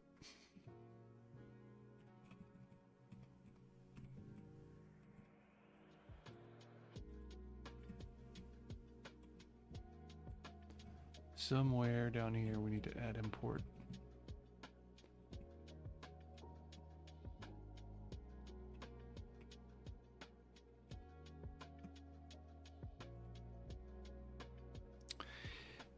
exe root module add import.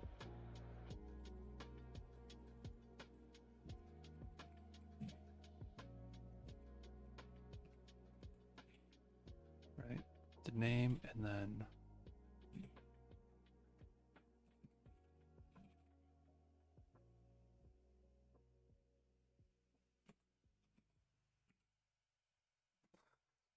what?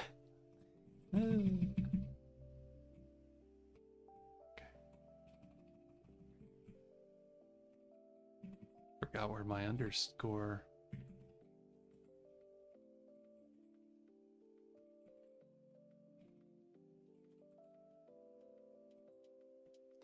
Okay.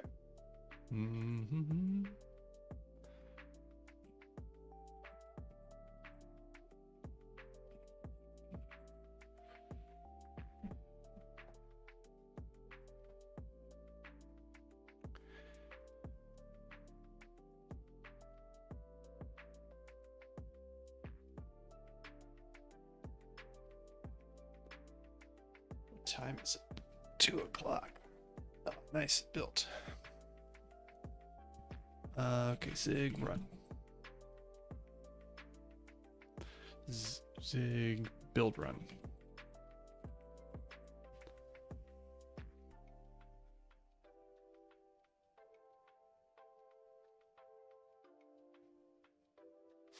Awesome. So when's Hocket?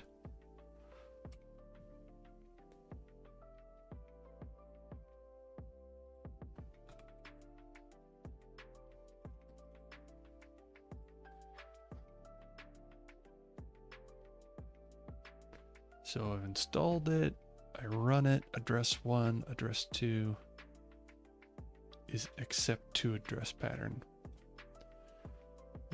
The address 1 can accept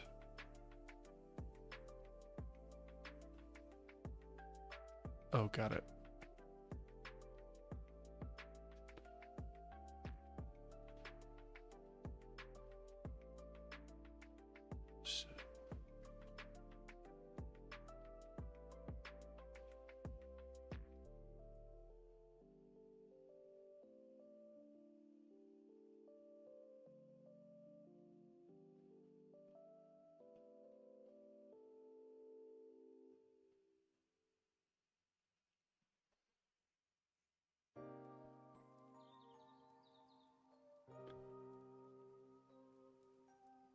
So do I, yeah, actually this is exactly what I want to type.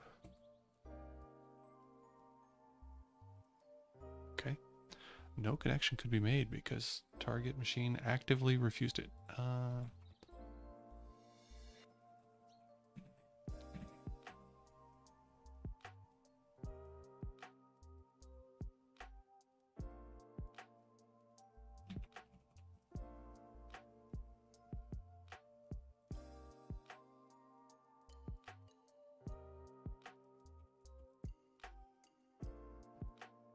Okay.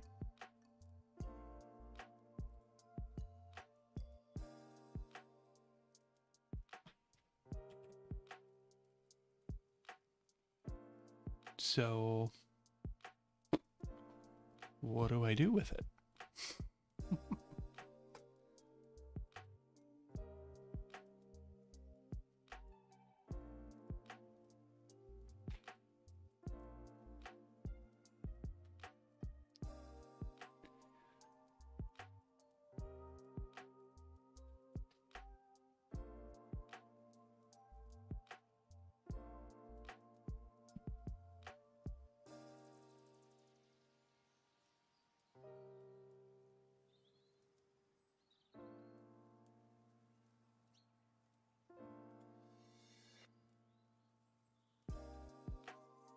Really? Is that it? Is that is that all of the docs?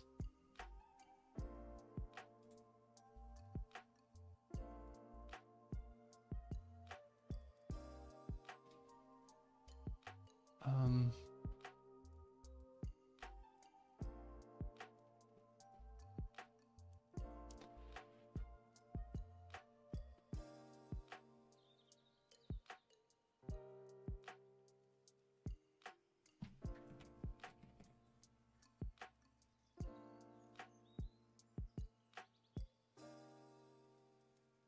Okay.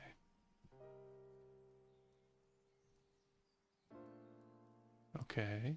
Testing the streams. Now our standard input on the second terminal is connected to the NC server.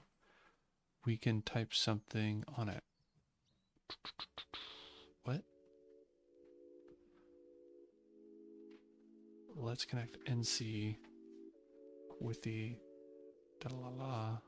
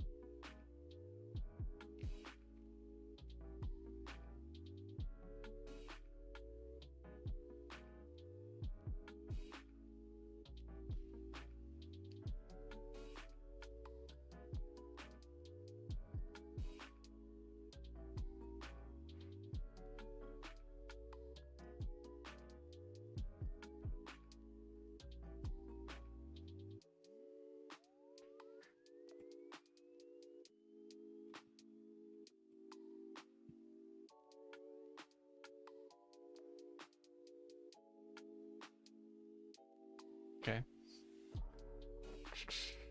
Uh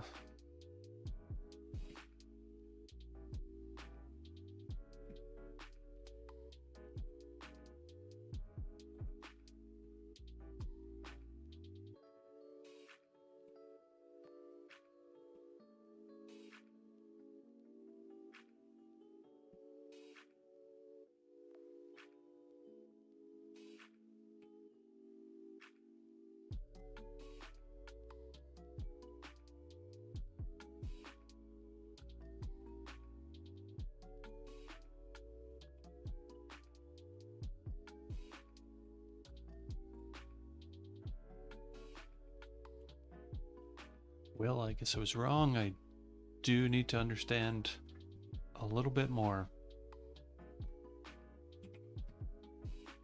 I didn't think so.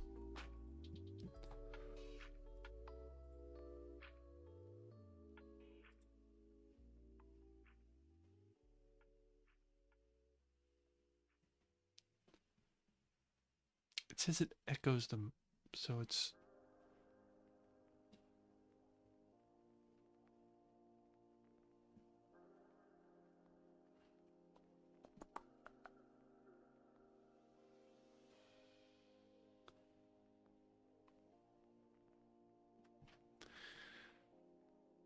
Okay.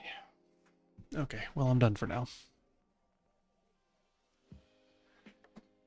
I'm kind of tired of my Windows laptop being so slow.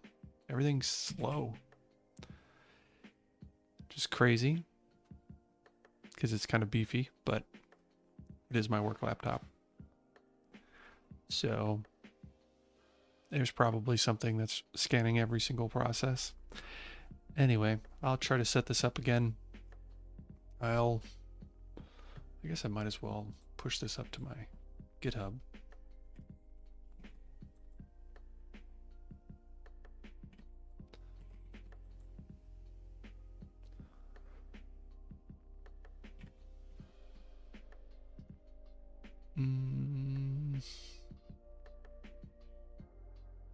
I definitely do not need to get rm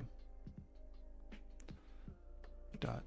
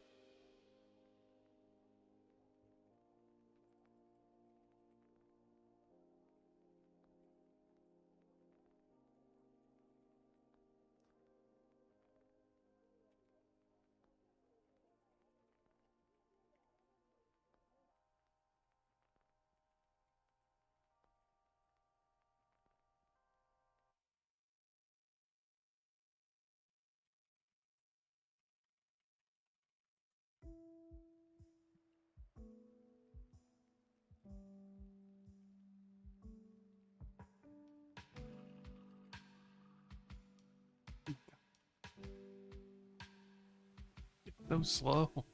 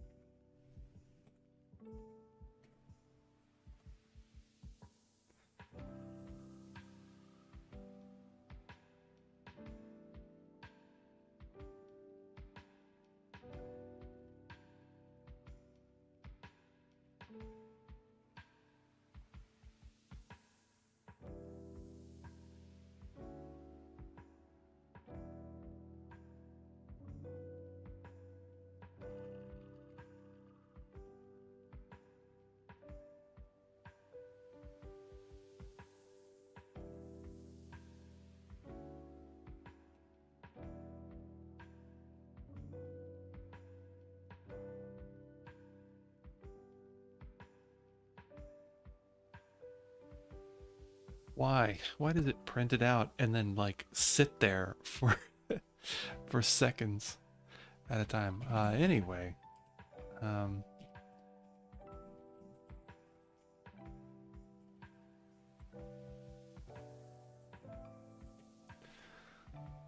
let's just push it to Git.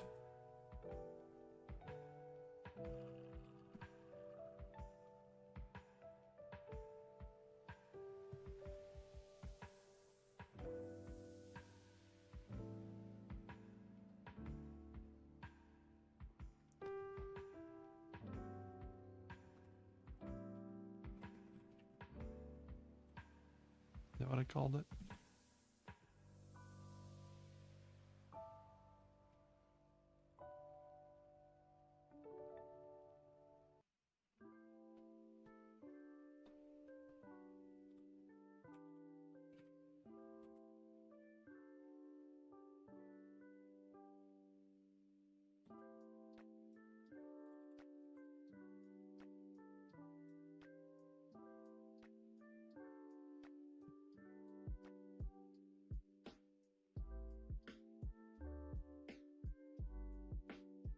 All right.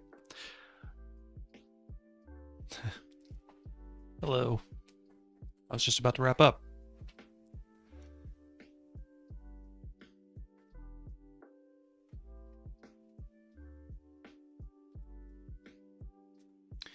Yeah, I think next time I'm going to get on my MacBook and continue this, so things aren't quite so slow.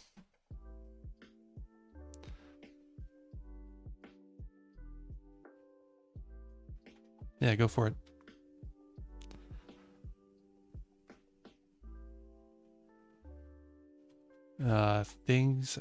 Three things I expect to see. Ah. Hmm.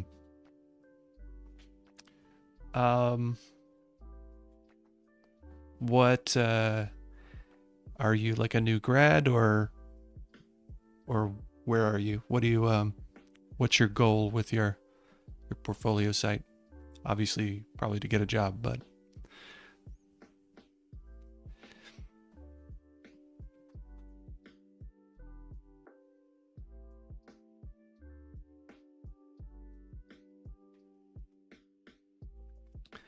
I mean, to be honest, for me, I would probably expect to look at something on your GitHub. So, um, anything, but I mean, you can link to it from whatever site you want. But I guess I would expect to see some examples of some kind of back end coding. Like, I know that's probably not a great answer, but um, whatever you're more comfortable with. So if that's like Node.js or C# or Java or whatever, just show some I would even say simple examples would be fine. So have some simple APIs maybe. So like a RESTful API might be good. Anything you're kind of used to. That's for backend development. I don't really know much about embedded development. What someone would expect to see for like an embedded dev kind of job.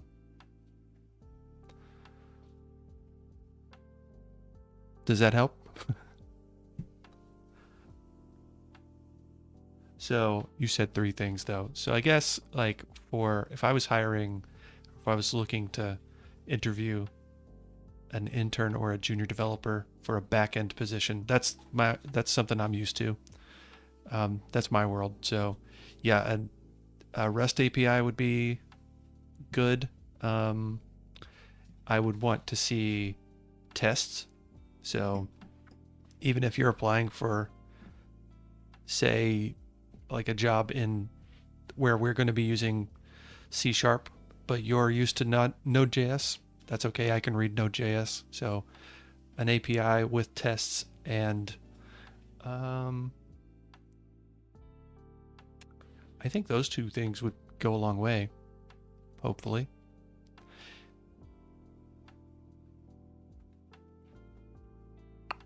Yep. Hope that helps. All right. I'm wrapping up, so have a good day and good luck with your portfolio site. Peace.